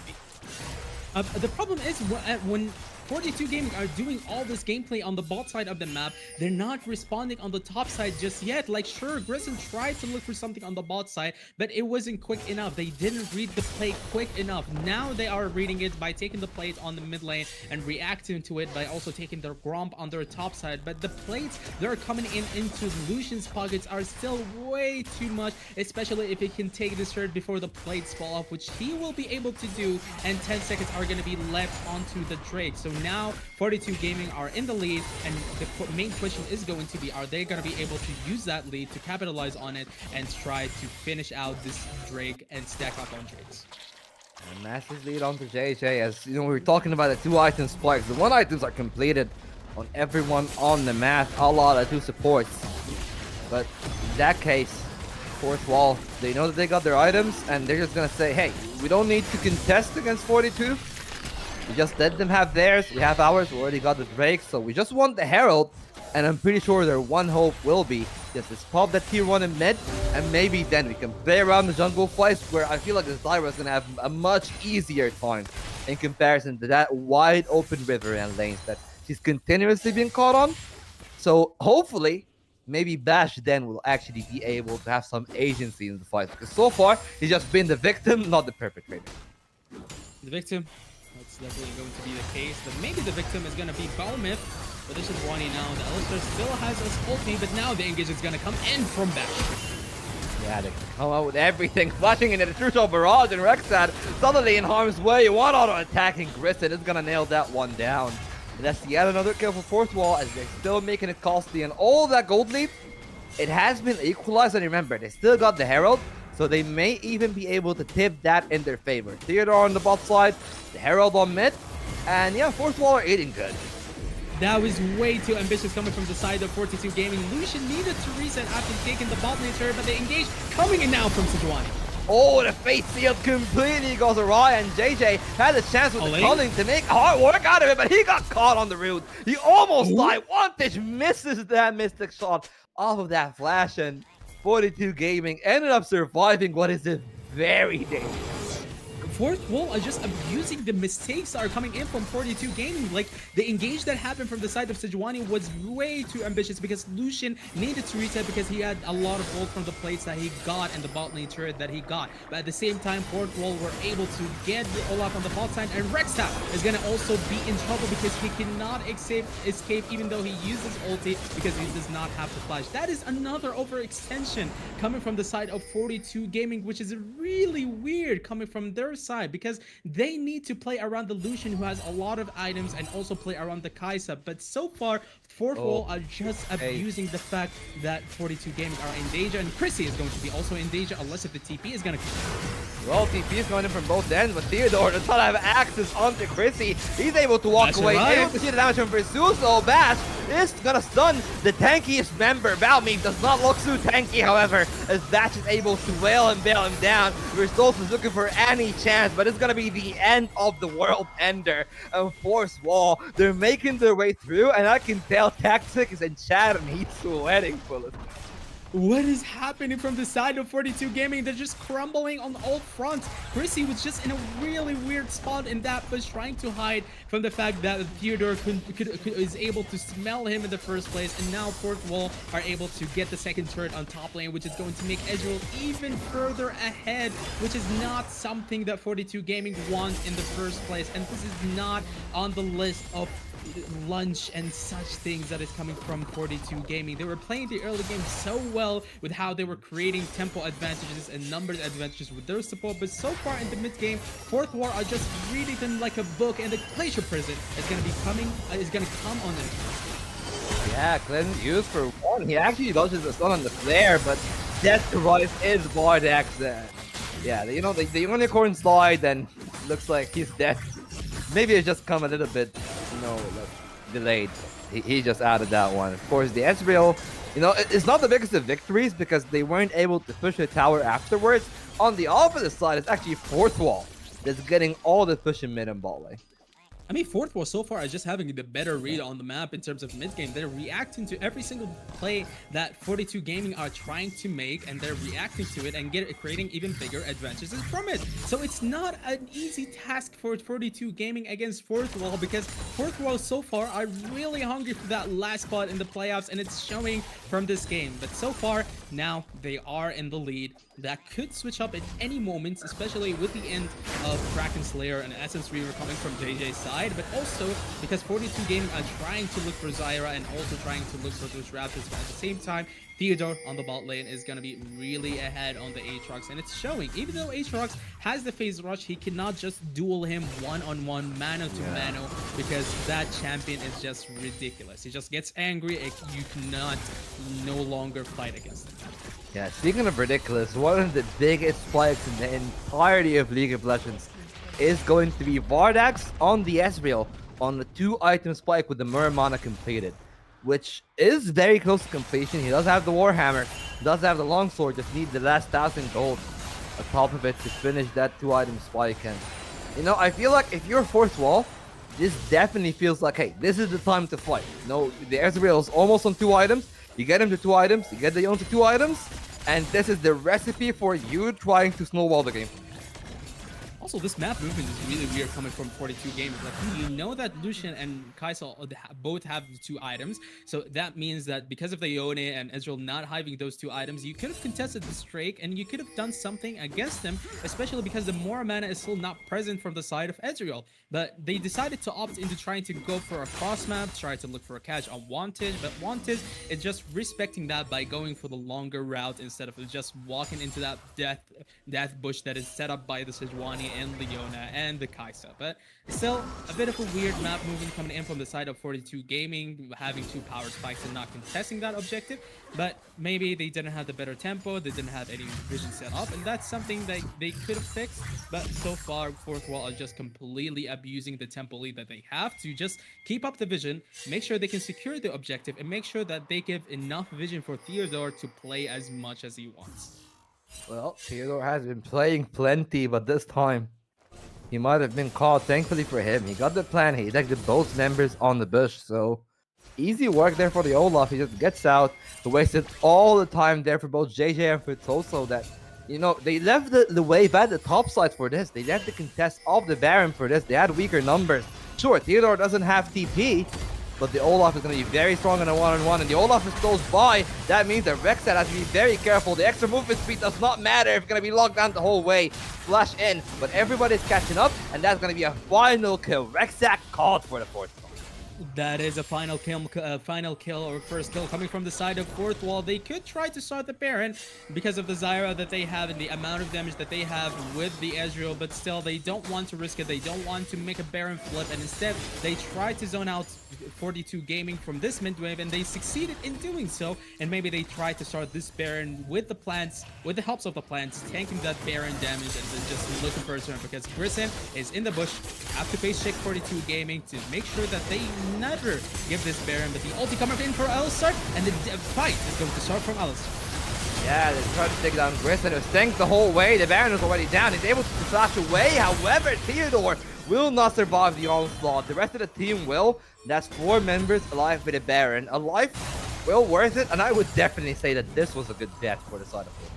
This is a very good death, and instead of looking for the turn together, you know that you have all of that damage coming from the side of Zyra and also the side of Ezreal. So all you have to do is just finish that Baron and make sure you buy as much time with Theodore and Grissom to make sure that Sejuani is not able to access the pit. And because of that, the only person who does not have the Baron buff is going to be Theodore, but that is not an issue, especially with the amount of carry potential that both Wantish has and Vertigas has. And not just that, the fact that the wave clear from both Chrissy and JJ does at the very least involve them walking close enough to the fact that the 4th wall can actually engage on them. And while we have not seen Wanted actually being able to connect to the big engage, this is the time that the owners come online. And you got the shield bow and the Bork. Muramana completed for the Ezreal. 3rd item is halfway there for Theodore, and like 4th wall are looking that they've had plenty enough of resources to close out this game, but they're still waiting on a concise team fight. And what a cleaner fight that you can have after getting that pick on Balmy, then converting. The crucial barrage is in, but Balmy survives, and I think he has the Warmog, so they are still actually able to keep that zone. The Warmog is there, but maybe 42 are stepping too far forward. Grissom not actually tanking enough, and it is the 4th wall that will be called. Voidax able to tap at the first, but Grissom looking for the hero play, find a 2nd kill for himself, and maybe now 42 Gaming have a chance back in this game. That was perfect from the side of Fourth Wall Gaming to just basically make sure that Sejuani is not able to fight. But the problem is you tried to go for an overextension, even though you couldn't do that. But Theodore is now punishing the amount of the over position that is coming in from JJ. But that wasn't enough. Chris is going to be there. He still has the flash. He doesn't have the killer instincts to follow up on that because he knows that Olaf can just be angry and he will be able to turn on him. But now the TPs are coming in for 42 Gaming. Yeah, Wantish does have the face sealed. 4-second recall, but no way that you're gonna get that. The face seal is in, but it should be dead to Rice. It should be dead here, but somehow the tornado is enough for 42 Gaming.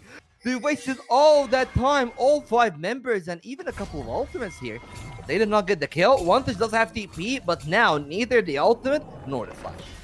That was such a wait from Baron Buff from the side of fourth wall. All they had to do was just wait until the side lanes are pushed. Then you can look for something and look for a siege with both of your side laners who are able to create an advantage through side lane because of the amount of items that they have and the Baron Buff they have in the first place. But that was a great capitalization coming from the side of 42 Gaming because they were aware that fourth wall does not have the numbers advantage and they do not have TP on Olaf. They do have the TP on Yone, but he decides not to use it, and they just look for that snappy engage. They look for that fight. They look for that potential engage, and they found it, which makes the Baron buff that fourth wall were able to steal so quickly because of the Zyra just completely disappear from the side of fourth wall. Yeah, completely disappear. It didn't really do a whole lot with it, but maybe can do enough without it. Because they still are in a good place. Of course, Chrissy has been fed enough, and Chrissy single-handedly might go for the cross map here. Wanted, remember, we said no ultimate shield bolt progged, and a fair price for it coming, but they have to worry about way too much now. Recalls, of course, in the fourth wall, but not before Chrissy gets that turret, and maybe even the mid tier too. Would be too far late for them to actually get, but they're not going to elect to go for the tower, instead stealing over the camp and trying to stranglehold the Reach. Chrissy, a lot of money going into his pocket. 700 gold is not something that is easily to be underestimated, especially with that dab coming from him because he's so happy about the 700 gold that he just got. But that means that Kai'Sa can opt into going for the Shadow Flame if she wants more damage against those squishy targets. Because so far, sure, Olaf is kind of tanky, but he does not have any MR, nor does he have any armor. And Alistar just has the Z's Convergence and also the Locket. So that damage is going to be massive from the side of Kai'Sa if he decides to go for the Shadow Flame, especially on his W. And whenever 42 Gaming can look for an engagement along with the Glacier Prison or even the Solid Flare coming from Leona, Kai'Sa can always follow that up with her Killer Instinct and also follow that up with her W. So it's not an easy task for fourth wall to be playing against, especially with the amount of gold that is just gushed into both of Lucian and the Kai'Sa. Yeah, the Kai'Sa, like, you know, like, speaking of Chrissy, like, here are some fun stats. He's the top player in damage per minute. One of the highest of kill shares for the entire team. Top gold, top 5 KD, and the highest player of CS per minute. Look, you just look at the amount of gold he's made extra over Vardax. And remember, Vardax is no slouch. He's an ex-LEC. Of course, at the time it was called EU LCS player. But he has all that wealth of experience, but fourth wall, they're facing the 4th generation after Vardax, and maybe the new generation has a few tricks up their sleeve. Maybe they do, maybe they do not, but what's known for sure is that both teams are going to be even in terms of gold. The items are still there, but not in comparison to Kai'Sa and Lucian, because Yone still has 2 items and a half, and Ezreal has 2 items and a half. A lot of damage going on to Rockside sides, and then Engage going on Chrissy now. Ultimate not there from Grissom, so the Zeke doesn't slow down Chrissy. He still is there at the angle. The Sejuani is there as well. Chrissy doing a whole lot of damage. Wanted, not in the range for the Fate Sealed. Have to E away. Looking to build a tornado. Has not done so as of yet. And that means they will have to fall back. Chrissy's nailing all that damage, but the Sterak's is enough to keep Theodore away. And they will disengage at the end. Nobody dying from either end. But a Baron closer to the side of the fourth wall. JJ still has the TP if he wants to play for this Baron, but they're not going to start the Baron in the first place. They're only going to try and get some Raptures, some stuff like that, and 42 Gaming are going to try and abuse that tempo because they know fourth wall are not on the Baron and they're just trying to back to the base. So now the deja vu is happening, but this time is coming from the side of 42 Gaming because of the amount of damage that is coming in from Chrissy, which means that fourth wall has to face check into this match. Might be in a bit of a pickle because Leona and Sejuani are going to be there, but still Rek'Sai has to flash to just make sure that he is not compromised in this fight. And it was a bit wonky coming from the side of 42 Gaming, but no casualties on either side. No casualties for now. Grissom is looking for the angle, but yeah, a bit too far off. Maybe now that would have been a chance. DP force, and that's going to be a turnaround from 42. They found their angle. Grissom got overextended, and Balmy's looking for the angle. Wild All did not connect. Balmy deep in the thick of it. However, Saint can be set for Theodore. He's looking for the damage, but it's also just way too tanky. Heals up the entire health bar, and now it's time for JJ to unleash. Chrissy's out of the fight, but JJ is in and found the kill. Vardax could not sneak that last shot. and that means that they are still fighting back and forth. sealed? And the Sage will be sealed for one, maybe even for the next one. Vantage has to back off. Very no health bars and everyone. Rexat again is gonna be taken down. It's a messy fight of fourth wall emergency for you. What a messy fight, completely trying to look for the engage, trying to look for that closeout. Aatrox and Chrissy are just able to manage to live with a sliver of HP, and that's not gonna transfer into the Baron because simply Chrissy and Vertiso are still on the map, even though they still have the Zyra, they still have the Ezreal, and they still have all of that damage, but they decide that they want this soul that is coming in from their side. JJ is gonna dash out a lot of damage, which means that Vertigas is gonna be one of their victims, and the other victim is gonna be Wantage, and now Chrissy is arriving to the Drake Soul, and Bash is gonna be in trouble. Yeah, the instinct is a killer indeed. They push each of them towards each other. Kristen still has a flash. However, remember, Kristen doesn't actually have the damage to kill off the Kai'Sa. And Olaf is wailing and sustaining, but not for long. Vertuso is going to get that kill. And it's still a messy fight in continuation. This is like the culmination of 2 minutes of non-stop action. And Grissom still looking to add more to that. It's just a silly little cow. He's going to look for an unthinkable, but yeah, like it's not impossible again. He's just staring from his bush. He's not doing. He's like, "Hey guys, you taking to Drake? Great! I'm gonna watch you from here." It's not a pleasant sight for them, especially because they wanted to prioritize the Cloud Soul over Baron buff. But it was still a decent attempt until JJ just completely clutched it with the amount of damage that he was able to dash out with the Lucian, and that shows why this champion is something that is currently in the meta in the first place compared to the Yone. But still, the chances of fourth wall is still there because they're still ahead in gold.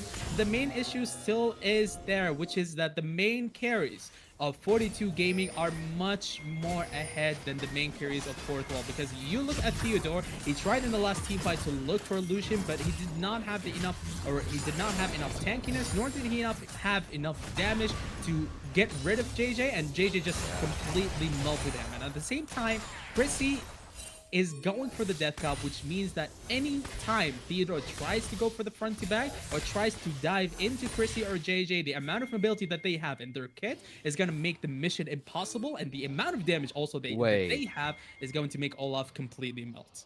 Wait, Grissom, is that a Vision and Watchstone on the Alistar? Oh man, Why does he not have Warmux? Yeah. I thought that he was gonna go for Warmox third. I thought, okay, maybe Warmox second is not the best choice, but if you go for a third, it's fine. But he doesn't even go Warmox whatsoever. Maybe he doesn't need the health. Maybe he doesn't care about being tanky, because if you clean up the fight 100-0, you don't worry about any of that. And they're trying to burn down that Baron. Here comes the engage. 6,000 health on the Baron. They're looking for the angle, but Balmy has scared all of them away. And the Void Seekers have seeked the enemy away from the pit. Gonna be a reset, but the dance is not over yet. All of damage coming in now from the side of Kai'Sa. Now the engage is gonna come in with the Solar Flare. Oh, 3-man room from the Zyra. They're all caught up. Rizzy's still alive. Great barrier. He tries to melt down Theodore. What he's gonna do is Vortex coming in from the backstab. He's looking for the angle, but they're so damn tanky, and he is just an Ezreal. He's trying to kite that one out. They're trying to create space, and they're kind of succeeding into that, but they will eventually catch up. Rexat is dead indeed. A triple for Vortex, and the experience coming up clutch in the nick of time. Vortex saying fourth wall. Will it be for the fight? Looks like it will be, because Vertoso cannot add anything further, and it will be a 4-4-3. 42 Gaming are trying to look for that flank position with the Solar Flare that was coming in clutch from the side of Leona, but Vertigas, with the amount of experience that he have and the kiting that Ezreal has, he was able to dash out a lot of damage despite being one item behind. He was the start of this fight, and he made sure that the Aatrox could not get away with all the healing that he has and all the damage that he has, and that makes fourth wall still in the game, because if 42 Gaming was able to look for that flank engage and collapse on the enemy team, they would have completely demolished the game by taking the Baron and just completely demolishing the game by sieging with the Kai'Sa W. But because of the clutch that it has come from the side of Vardagas, that is going to be a much harder task for 42 Gaming. Yeah, it's a difficult game for 42 Gaming, but neither of these two teams are out of the woods just yet. The Olaf, he almost has his Sterex back up. And now that he does, he is going to be a threat, and not only that, it's going to be pretty tanky when he decides to go in for the Ragnarok, but the game is pretty much at the end stage. Everybody's on 3-4 items. This is the peak of the two teams, and I feel like the peak of 42 should be slightly higher, but the peak potential for Fourth Wall could not be underestimated. And they are the ones that do have the initial control of the Baron split, and once again, they're going to decide to start it here. They have to decide to start it here, but the amount of damage that is coming in from JJ is going to make Vargas really low HP. The Fate Seal is going to seal the fate of JJ, and Theodore is looking for an engage. Oh, it's also very low. He does actually flash away from the True-Shot Barrage. Grissom is trying to buy some time. Theodore is tanking up the Baron. They're going to smite that one down. And Fourth Wall are going to look to close down the job. Ritzoso and Chrissy are still there. But how much can the MVP of the Summer Split do? Looks like it will not be a whole lot because they have to back off. Bardax is doing the Lord's work there on the Ezreal. And it's only the bot lane to try to salvage the situation for 42. Another Baron going for the side of Fourth Wall. That is going to be a step closer into that last spot in the playoffs. Something that Fourth Wall is looking to do with this win in this game, but it's still not over yet. The amount of damage that is Chrissy trying to dash out is not enough at all, especially now with the Cloud Soul coming up for the side of Fourth Wall. But maybe 42 Gaming is trying to look for a fight here, but it's really hard, especially since Lucian does not have the TP, but Bomef is going to be on the flank position. He was able to use the blue plant to try and get some vision and maybe try to steal this. He's going to be in the pit. He's going to try and steal this, but also at the same time, that smite is not going to be enough. But the Fate Seal is going to come from Rexhat onto Rexhat from Wantage, and it's going to make sure that Ezreal is going to come out with a double kill from this fight. Double kill from Ezreal, but a very messy decision making there from 42 Gaming. Like, Baumi is in one side of the world, Rexhat is in the other, and Chris is like, huh? When am I supposed to go in? Chris doesn't even have that much mana to begin with. So if he decides to go in with the killer instinct, he doesn't have the mana to go out. He doesn't have the mana to supercharge once, twice, and thrice, and maybe have a chance into that one. And you know what? While he might be dabbing 24/7, I feel like he's just naying through the pain because it has been a very painful game. But what has been a stellar performance from Chrissy, but unfortunately for him, Fourth Wall has just proven to be too tough of an obstacle to climb against. The Fourth Wall so far getting the lead now, especially with the Cloud Soul that they have, which is going to be utilized really well from the side of Olaf, or even Fatefield coming from London. But now the engage is going to come in from Bomef, and it's not going to be catching anyone but the air, which is going to make Fourth Wall have a much bigger advantage on this seed. JJ and Chrissy, they have to muster up some heroics here. No two ways to think about it. A 4v5, 35 more seconds for Baumi. Everybody's primed on the side of the Fourth Wall. They just want to confirm themselves into the playoffs, into being the 6th spot into the Div 2 playoffs here for the Summer Split. And only the Nexus to play for. They're going to get the engage. JJ is down. It's all into Chrissy first. Also, doesn't even have the chance to go into that one. Rexha, once again, is going to meet their fate in the eventual death. That's 8 times for the Leona. One final time for Fourth Wall. 6 win, and they are locked in for playoffs. Fourth Wall drops down the ball, and that means they are in. And 42 Gaming, look, all I can say is that was not Rexhat's finest work. Like Rexhat, I don't know what happened there. Neither do Baumi, honestly. It wasn't Rek'Sai's clearest game. It was honestly a very messy game, but at least it's something worthy of a last playoffs spot game, you know, like the drama back and forth, Baron fights and team really scrappy team fights and such things. But it wasn't the cleanest of game, but it was still a fun game to watch and cast. So props to Fourth Wall for winning this and having the bigger lead and bigger advantage in terms of macro and such. But shame on you, 42 Gaming, for not using the item advantages that you have. But that's not the end of them, because they're still in the playoffs, so they still have a chance to come back at Fourth Wall if they meet them in the playoffs. But congratulations to Fourth Wall for making it to the playoffs. Yeah, congratulations to them. We're going to have a brief interview, but that will be right after the break, so stay tuned for that.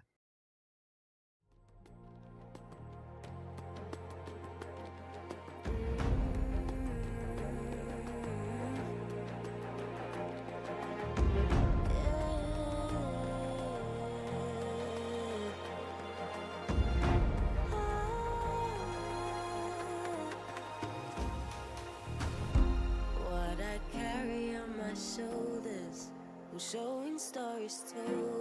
watch the fire burn away the cold. I am rising from the dust, despite how much we lost.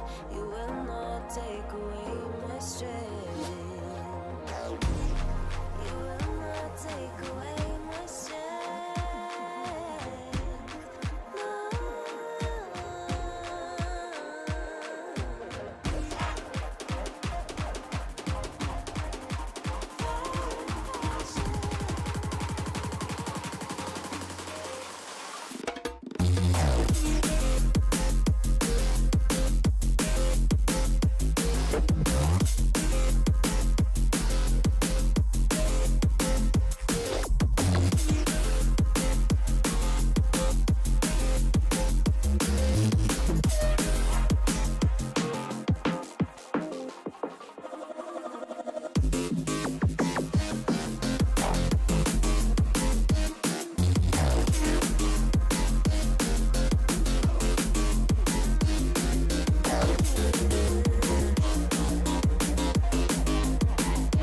I got passion.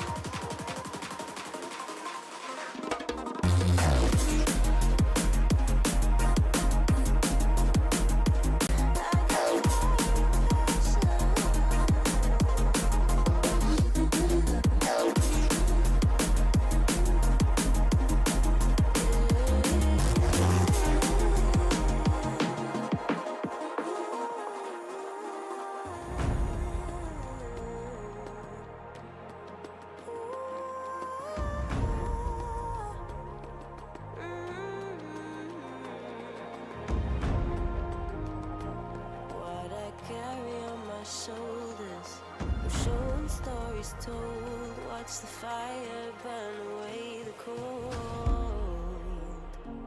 I am rising from the dust, despite how much we lost. You will not take away my strength. You will not take away my strength.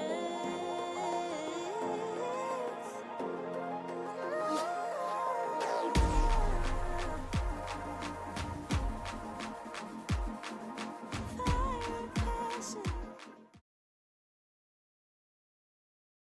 Well, welcome back, and man of the hour here. You know, like a big game. Congratulations on making it to playoffs to begin with. Thank you, thank you.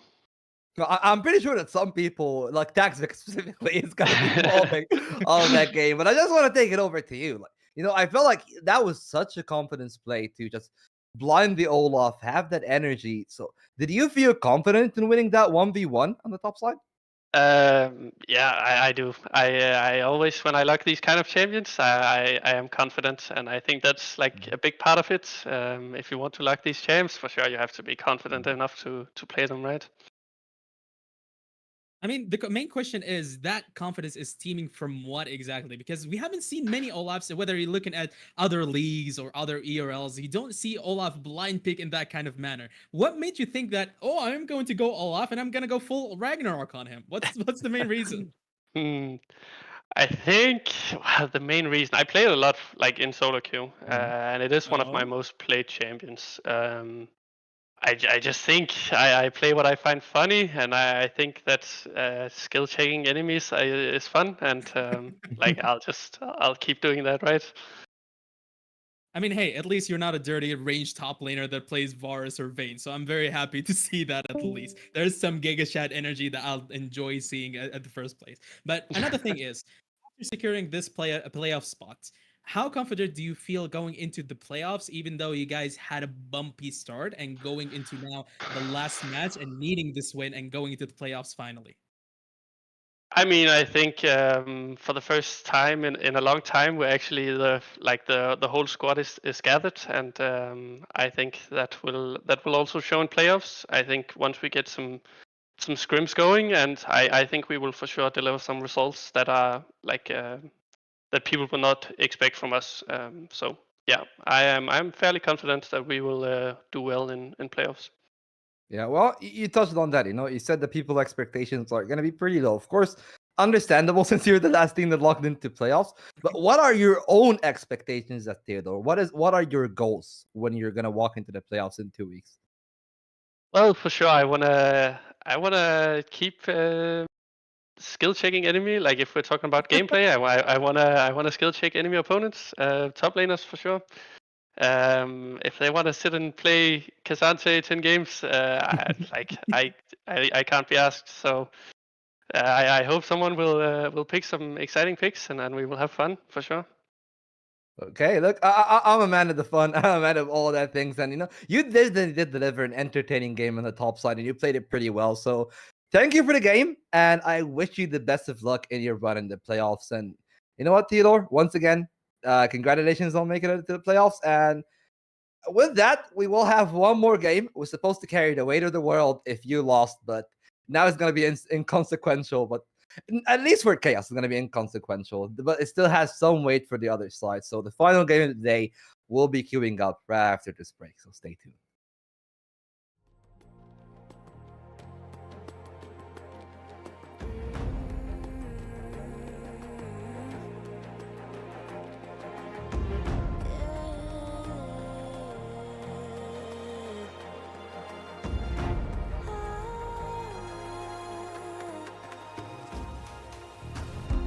What I carry on my shoulders, I'm showing stories told. Watch the fire burn away the cold. I am rising from the dust, despite how much we lost. You will not take away my strength. You will not take away my strength.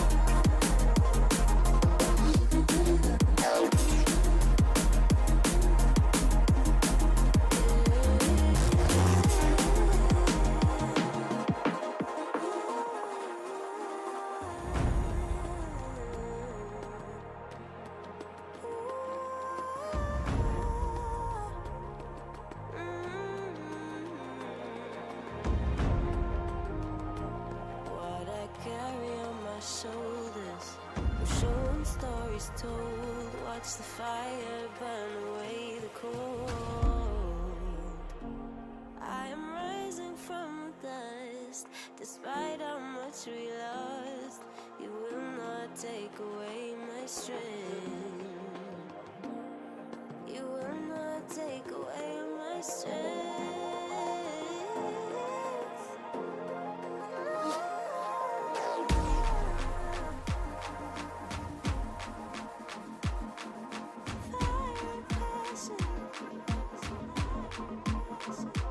I got fire and passion. Fire and passion.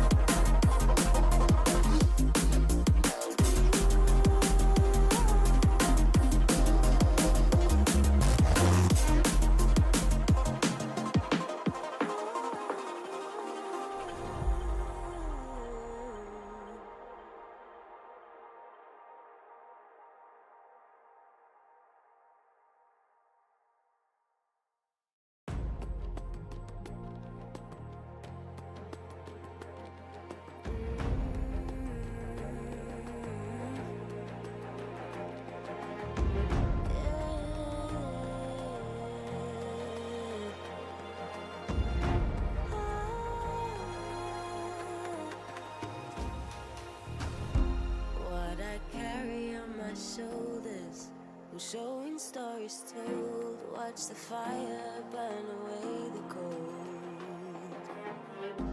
I am rising from the dust. Despite how much we lost, you will not take away my strength. You will not take away my strength. No.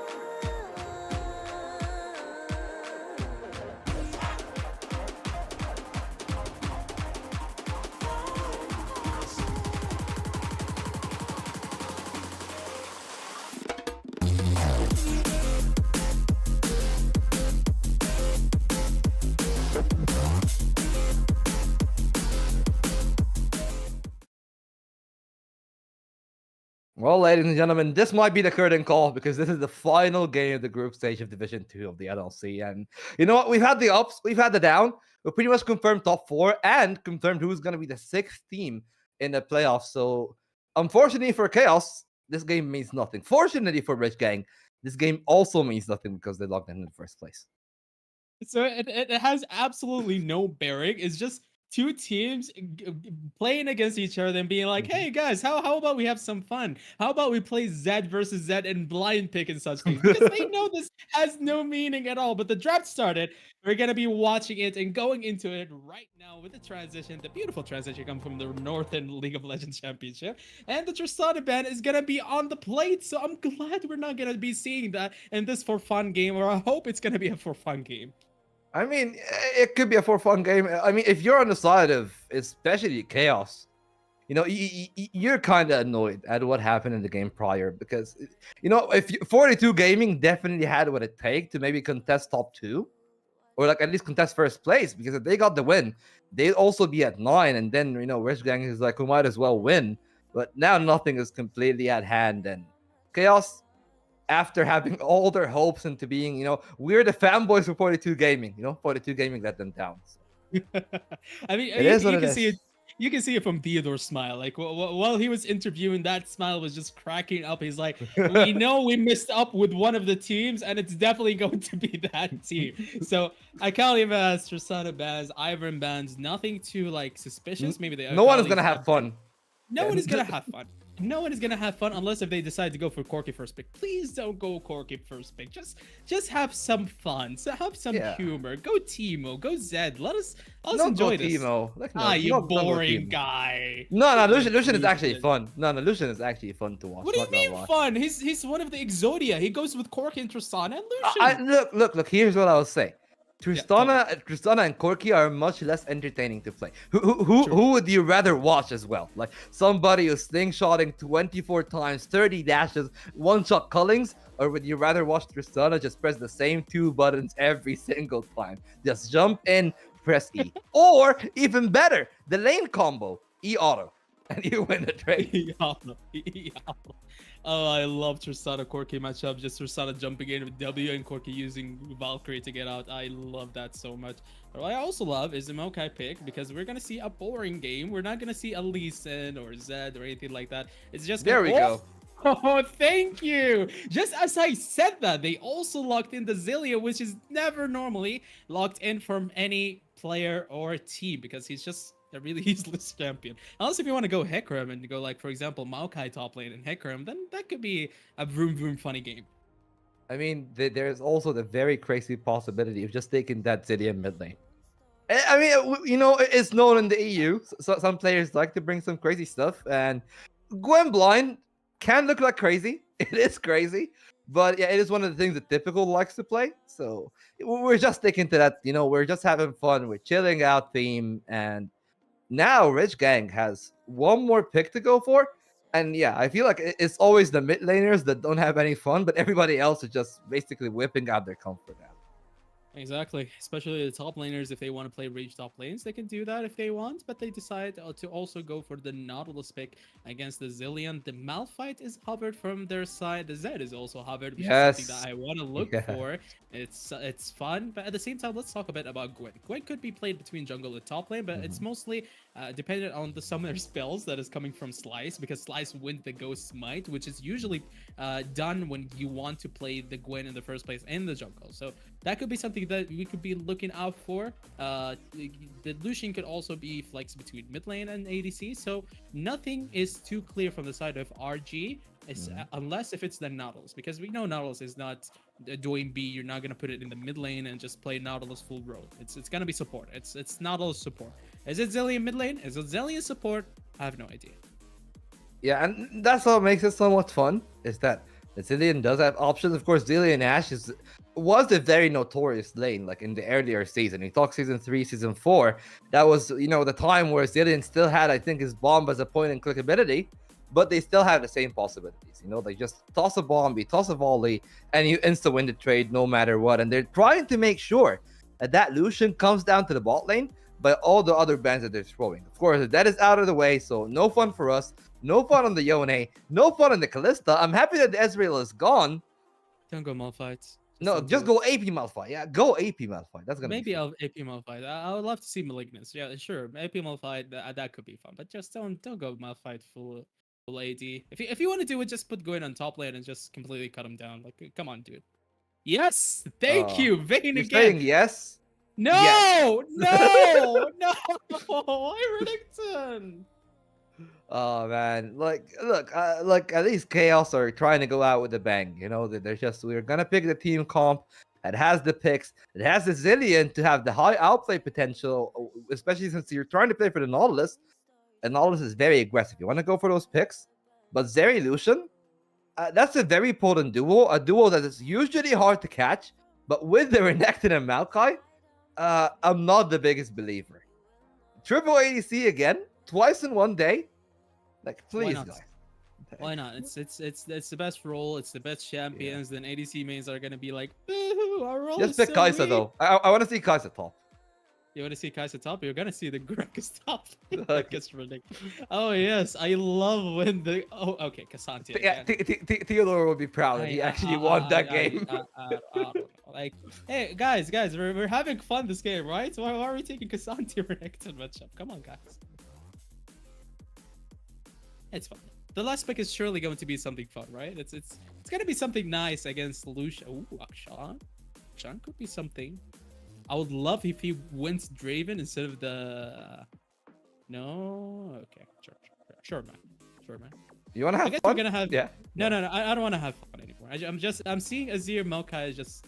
Let's cast. Let's take it more seriously.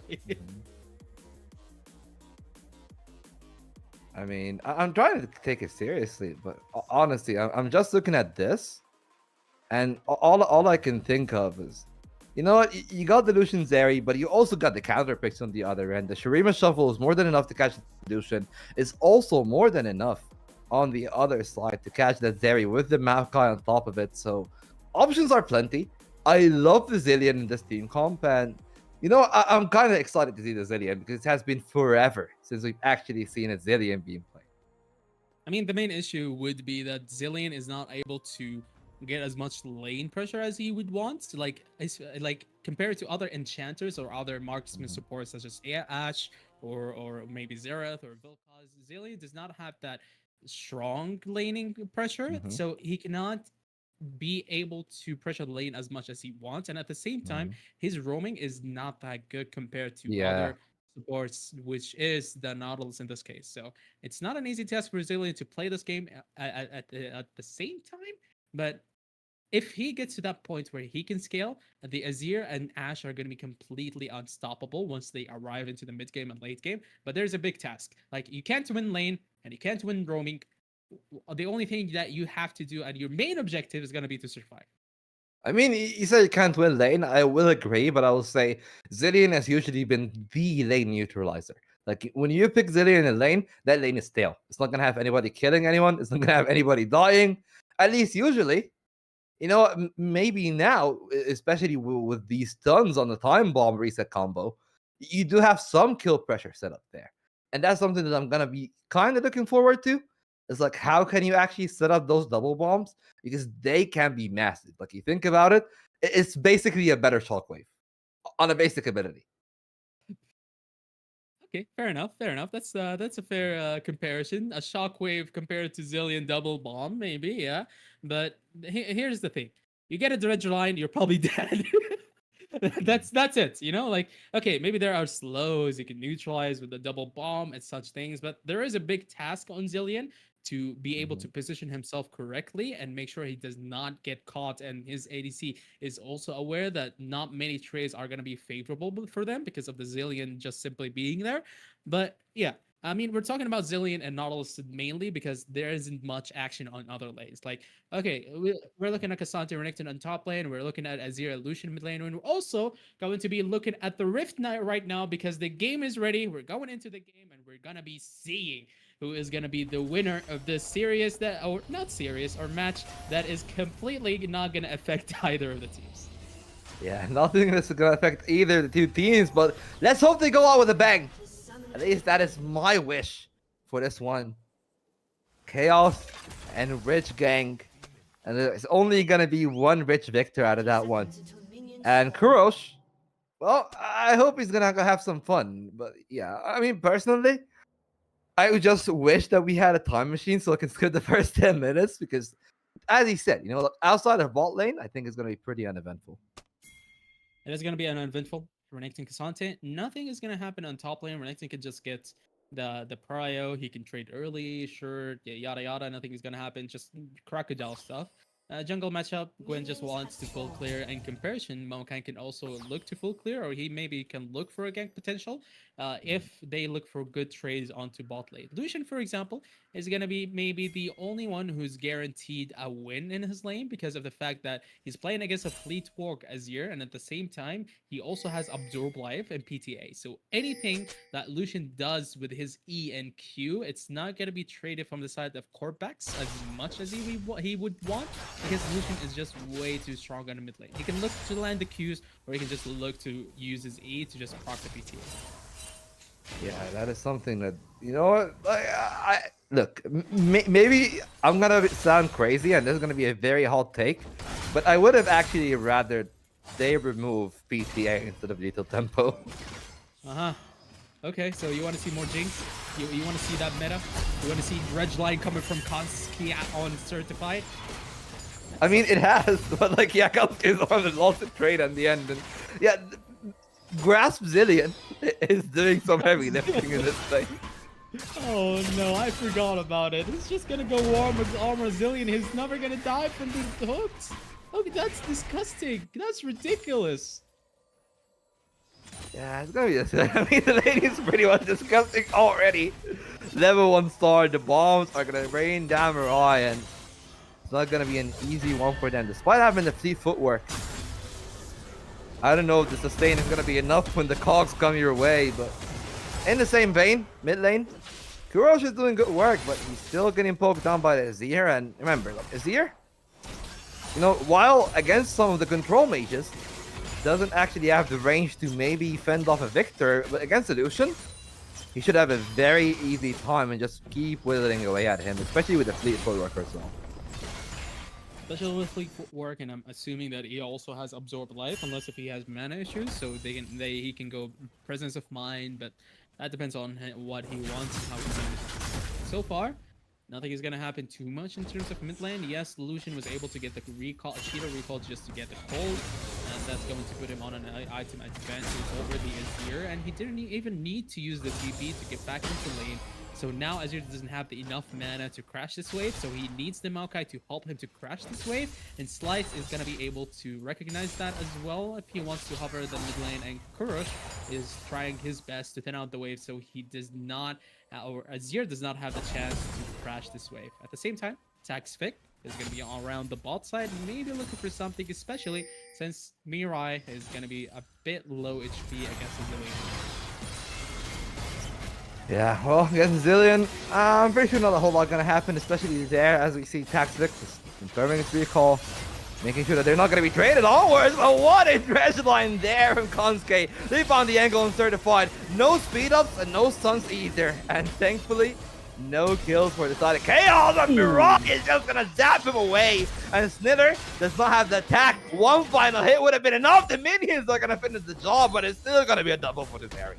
That is a lovely 2v2 coming from the side of Mirai and Kamsky, and they were able to get the double kill on the Zeri, and at the same time, they have a really good wave on the bot lane, so they're not gonna lose much because it's a frozen wave into a double kill, and it was Sneller that was able to get the kill in comparison to Certified, who wasn't able to get any kills at all. Sure, he has a pickaxe, but that Berserker Greaves is going to give him a lot of mobility into the Ashen Zillion, so that game might be, or the lane might be a bit harder for Certified and Sneller to play against those two. Well, it's still be a bit difficult. No songs on Snitter. Certified has both barrier and flash, so definitely was shocked by the fact that Mirai decided to flash an auto at his own. And well, oh, I feel like the Ashe still has the pressure with the barrier as well. You can definitely force a lot of these sprays, but it's gonna be very difficult to land the double bombs on Mirai unless you got him slowed down. In the same vein, like, I'm looking at top side, I'm looking at mid, and Chaos pretty much has priority in all three. And I'm just looking forward to what can they do with it. Dragon is spawning. Grubs are already almost there. So there is a chance for them to get the objectives, but Taxvig, he has been a bit slower in the clear just by the mere nature of the matchup against the Gwen. But usually he was around at the better timing. This time around is the worst timing possible for Chaos because the Dredge line is again gonna connect. And I'm sorry, that one was bogus. No way that actually landed on the Certified.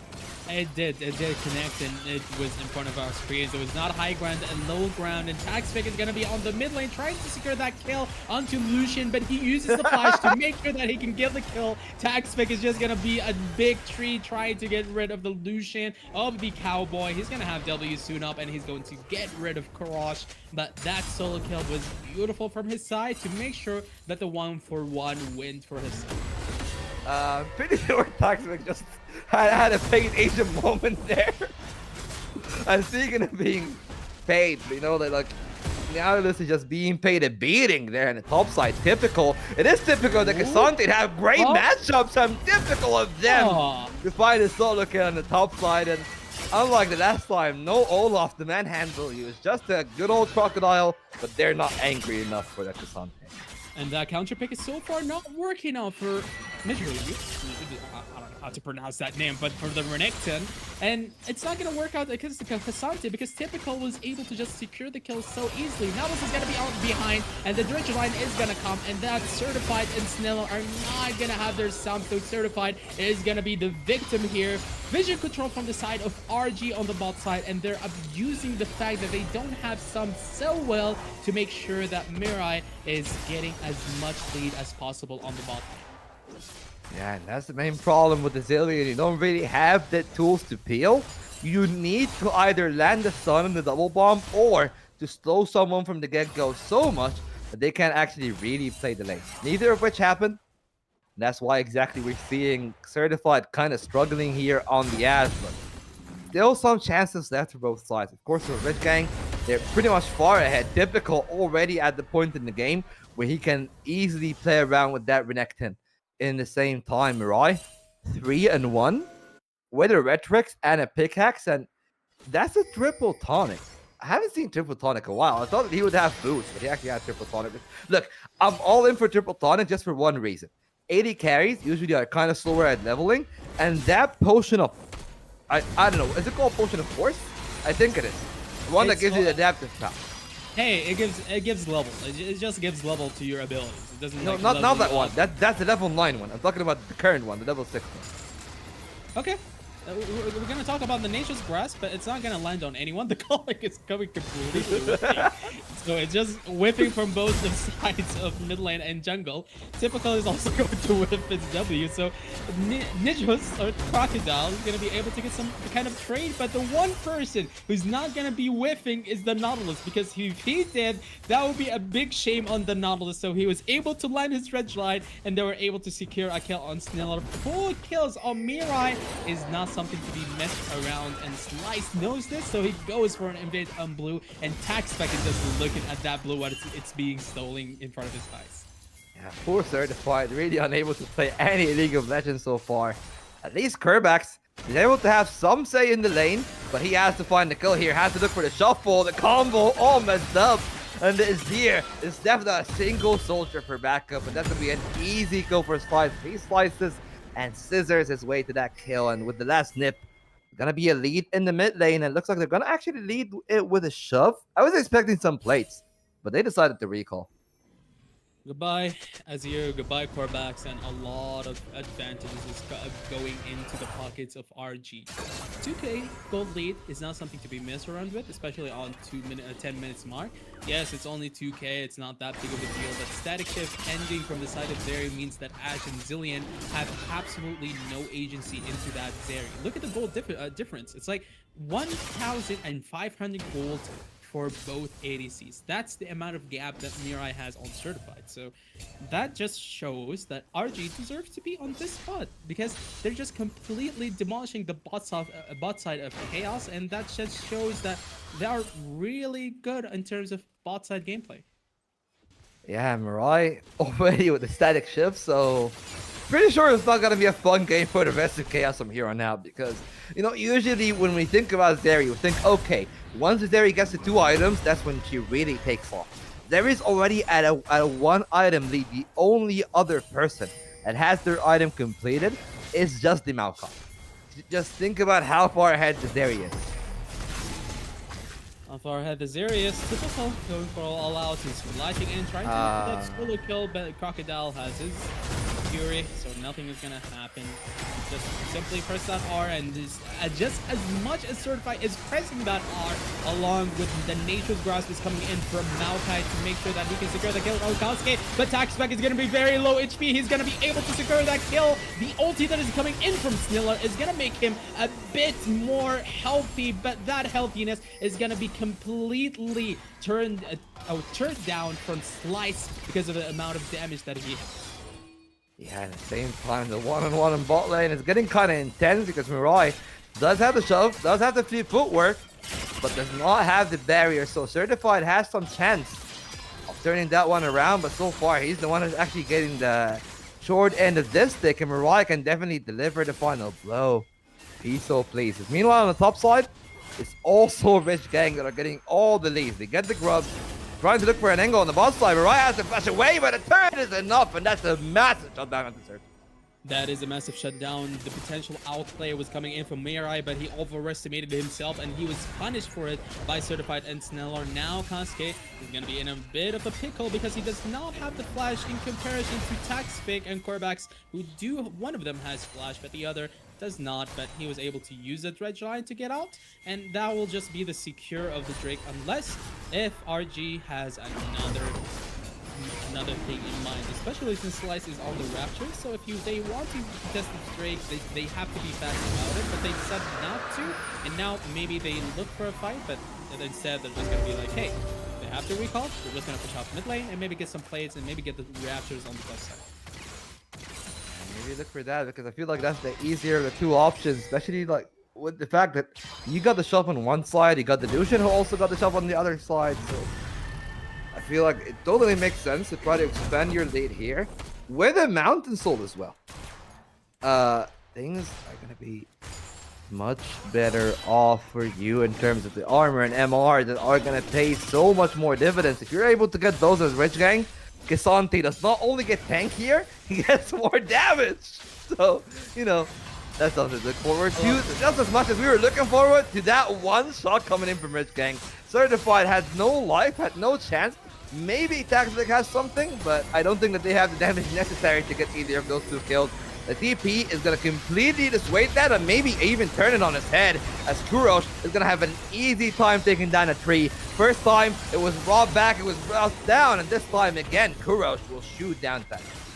Oh, what a nightmare for Chaos and what a nightmare for Sneller because of the amount of damage that Mirai has. And Kansuke is just completely tanked, but the Crystal Arrow is coming in from the Ashe. Certified is going to be able to secure that kill. The TP coming in from the Azir. The Calling is going to be able to secure the kill on Sneller. Corvax is trying to look for something. He has the flash, he has the ulti, but he's not going to find the commitment onto Lucian. He knows that he doesn't have the flash, but he's way too far to commit onto the Lucian. And Slice is just going to be slicing away at that turret at the mid lane. Beautiful play there on Snither, just weaving his way around the turret, completely nullifying any single Q.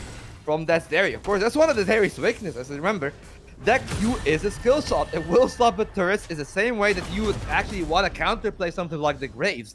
It's the same way you play around this area. That was beautiful from Snither, but unfortunately for Chaos, the gold lead is still pretty massive. Still 5,000 gold, and it can even be added on to further with that Herald if they get it. And already the rotation coming in, Mirai is by that side, and I'm pretty sure that with Mirai having the cleanse and the ultimate, it's going to be a very tough fight for Chaos to go.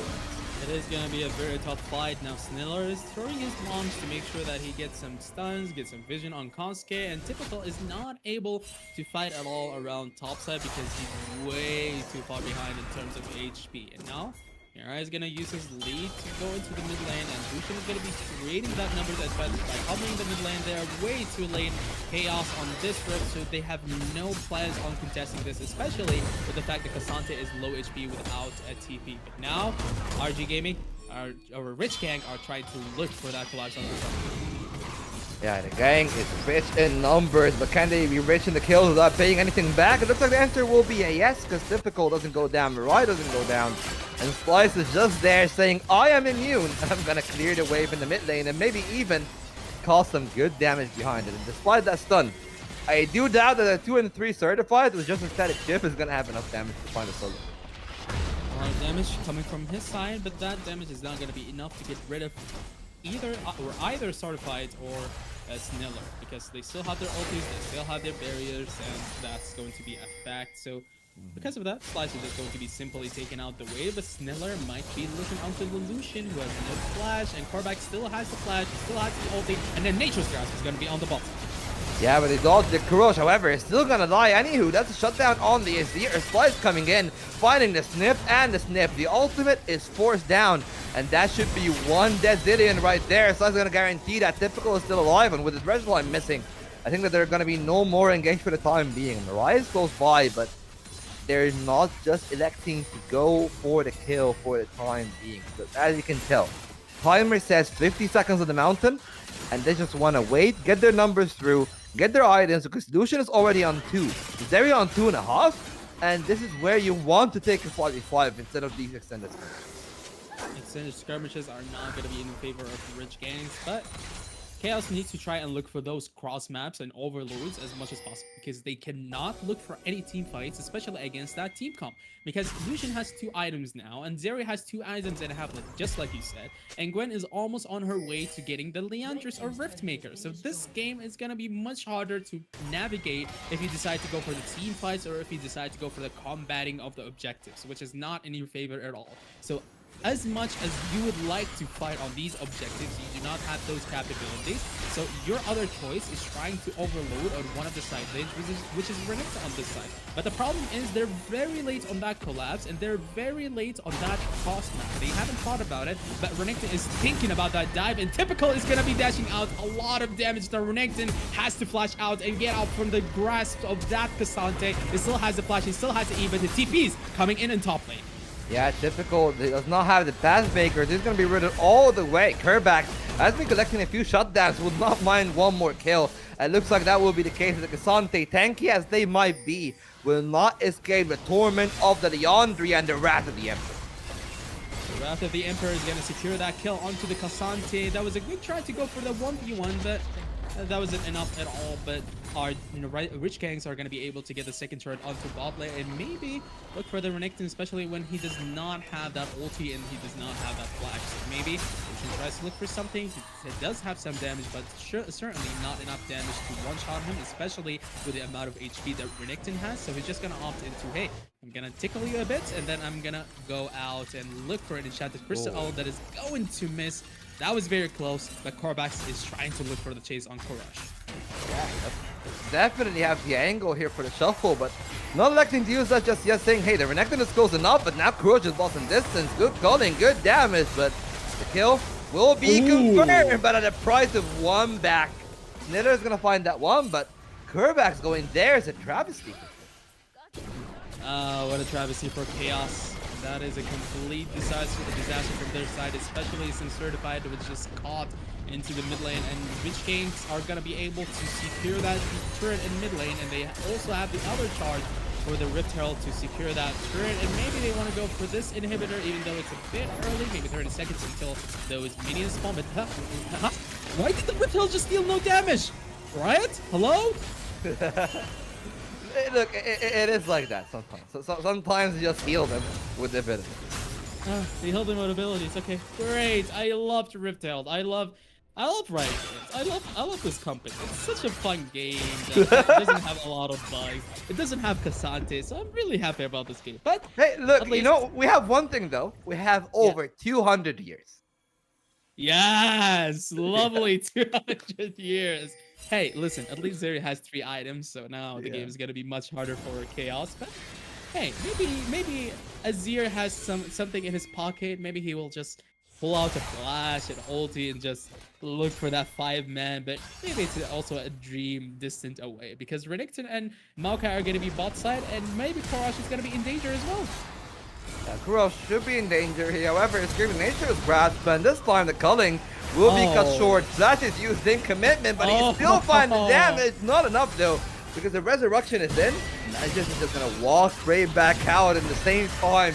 Rich gang, you know, I feel like they're really taking this one as a script. Like, they really are trying to play clean, trying to keep their distance, and the 4-1 working out pretty well. No steals from the Ash Tower this time, so unfortunate for Certified. It looks like it will be a certified win. 2 dragons, a Baron, 3 grubs. Yeah, like Rich gang are in the prime position to close this one out. Every single time they try to go for that illusion for Korosh, it just backfires on them so hard, and it happened again onto that bot side. They tried to overload bot lane to catch the illusion, but because of the fact that he has merc threats and he has all that mobility, and he was able to recharge his E so many times without the Nabori, that made his team be able to get the Baron so easily. But again, Chaos is trying to overload the bot side of the map. They tried to kill that illusion, but on the same time, the other side of the map, they're just strong siding that Zeri, they're strong siding that Cassante, because they know Cassante has so much tankiness, and he's gonna be that threat at the front line. Maybe even Cassante has more damage than Lucian, but there's a collapse on bot lane,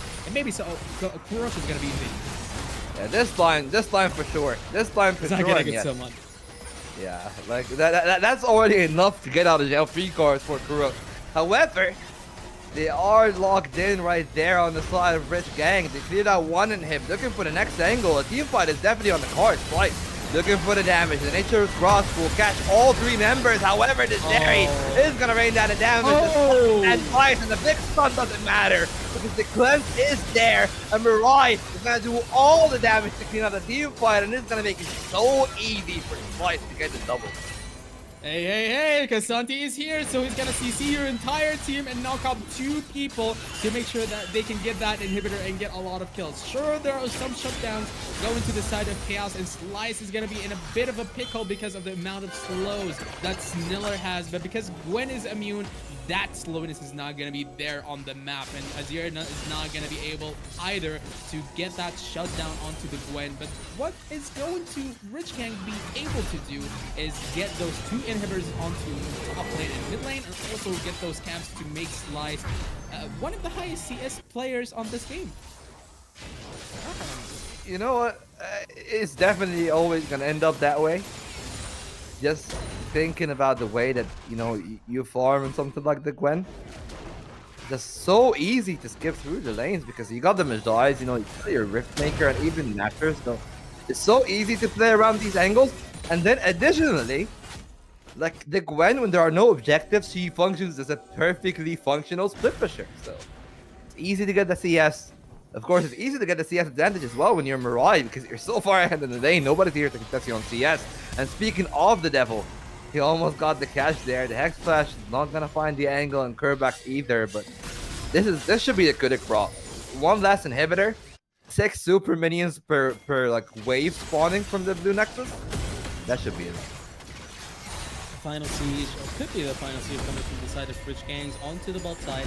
Now Chaos have to pull the trigger, have to look for that Azir shuffle, have to look for that Nature's Grab, which is going to land only on Cascade, or Cascade, which is not going to be enough for them to look for a potential engage. And Typical is going to be on the flank position to make sure that no one is able to come into the mid lane wave unless if they try to collapse over Cassante. But that collapse over Cassante is not not the smartest idea, so they're just gonna try and cover bot lane for as much Oh, as man. possible. And if Rich Gangs make one mistake, maybe they can capitalize on it. Oh, I'm so tired of seeing the Cassandra just bully everyone, but that is the state of the game. A great Oh. stun combo. Finally, we're gonna see the shutdown on the Gwen. Never mind.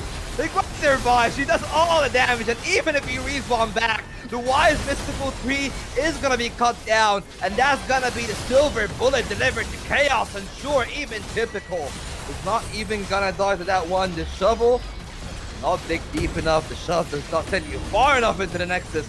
And Rich Gang are gonna end up their season on double digit points. Congratulations to Rich Gangs. 10-4 is not. It's very impressive. It's nice. It's a nice score, and winning that way is also a nice thing. It showed that other teams in the playoffs have to be scared of this team. Sure, they're playing against Chaos, who have absolutely nothing to lose, but still, the way that Rich Gangs were able to capitalize on every single sum spell that was down from the side of the enemy team on bot side, that is something to have to keep in mind when you're facing this team. Yeah, so you know what? I feel like talking too much about the game is just gonna be at the surface. It was a game for fun. They played it pretty well. They just look ready for playoffs on the side of Rich Gang. Fortunately for Chaos, logged in for 7th. It is kind of unlucky that the way that the game between 42 and 4th wall ended for them. But you know what? We got the one interview to end them all, and that'll be right after the break. So stay tuned.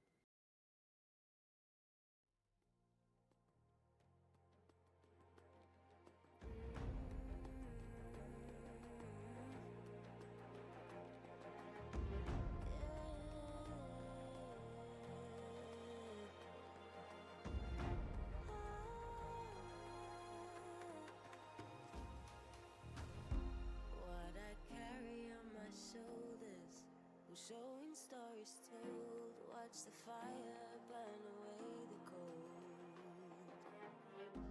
I am rising from the dust, despite how much we lost. You will not take away my strength. You will not take away my strength.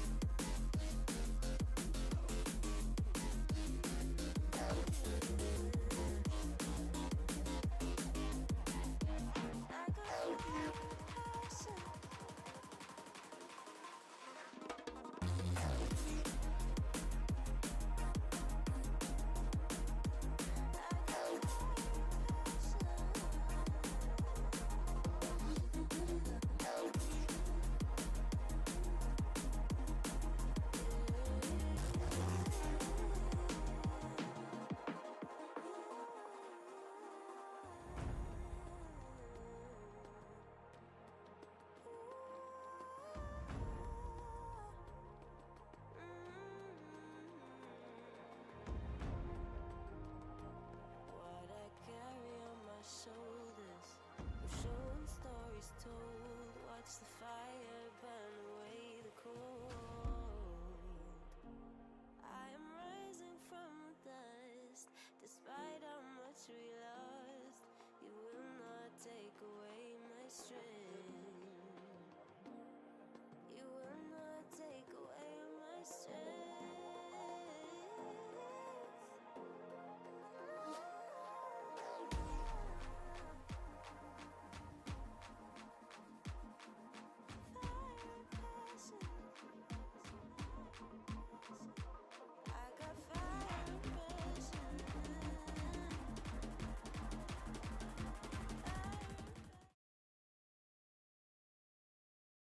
Well, ladies and gentlemen, welcome as you can tell, the gang is rich, and we actually got one of the players from the rich gang, Roy, who's had a stellar performance on the Zeri. So first of all, congratulations, not only on your win, but on securing first place in the regular season. Thank you. It was a nice game. Yeah, okay. So as you said, it was a nice game for you. And the only one real place that we can start is, I know you just didn't think too much of the game.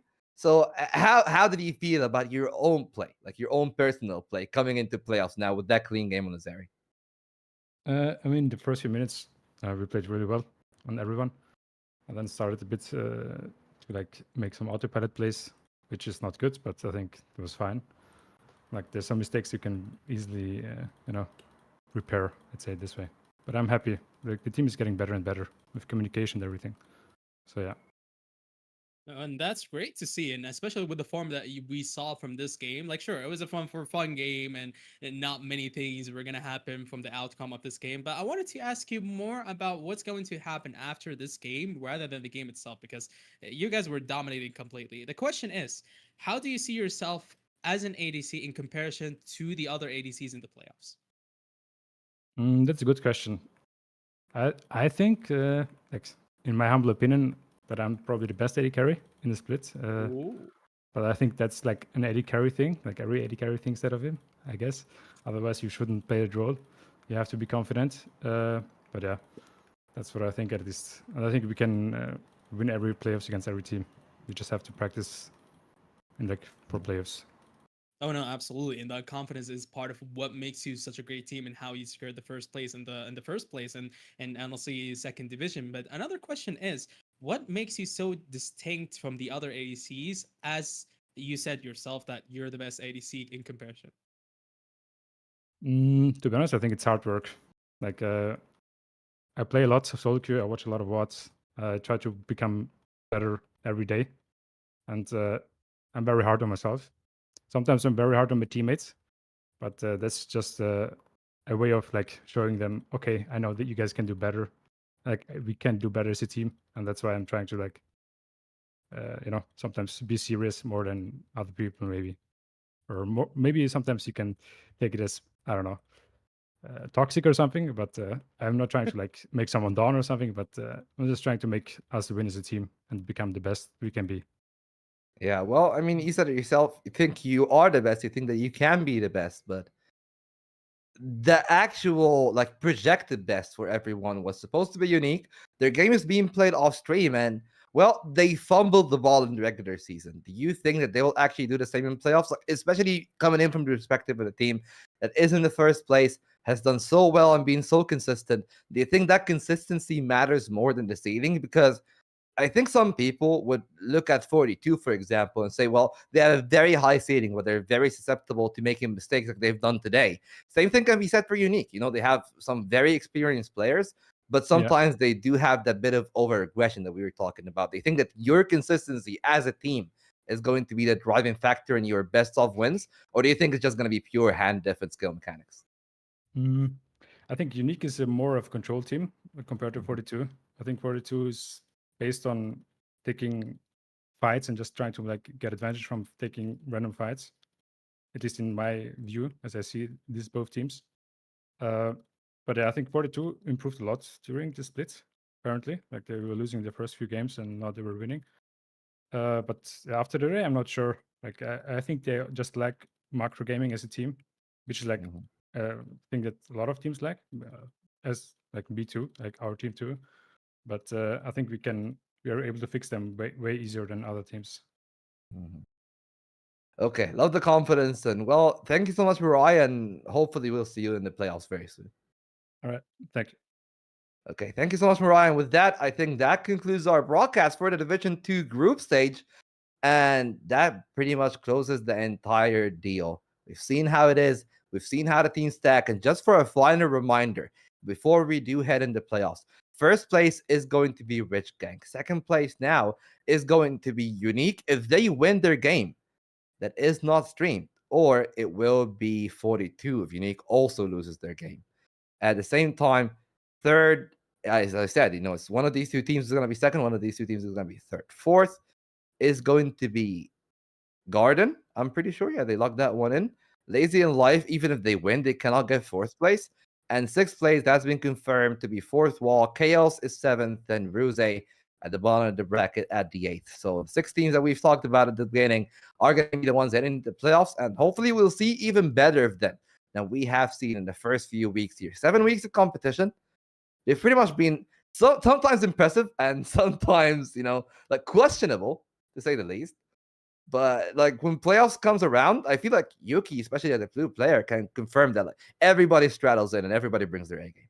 Oh no, absolutely. Like you have to like there's a lot of mental endurance that has to come into these players, especially some of the young players that are trying to come up into the NLC Division 1 or go into other areas, and that is something to you have to look out for. But otherwise, like other than playoffs, other than the gameplay that just happened, whether it's the first game or second game or third game, I am very happy. This is my second English cast, and I'm happy that it's with you, Volt, and I'm glad to be here on the NLC Second Division cast. It has been a pleasure. Well, man, I've been here for like some of the most iconic Div 2 runs, and now we have the one that I feel like is the most one in question. Like, who's gonna win this? It's definitely up for grabs, but for that, you're gonna have to stay tuned. The playoffs are gonna be coming up very soon, so make sure to keep up with the NLC schedules, the NLC socials. They'll be announcing all the dates in there. And that's it for me and Yuki. Thank you guys so much for watching, and I hope you have a great weekend. See you soon.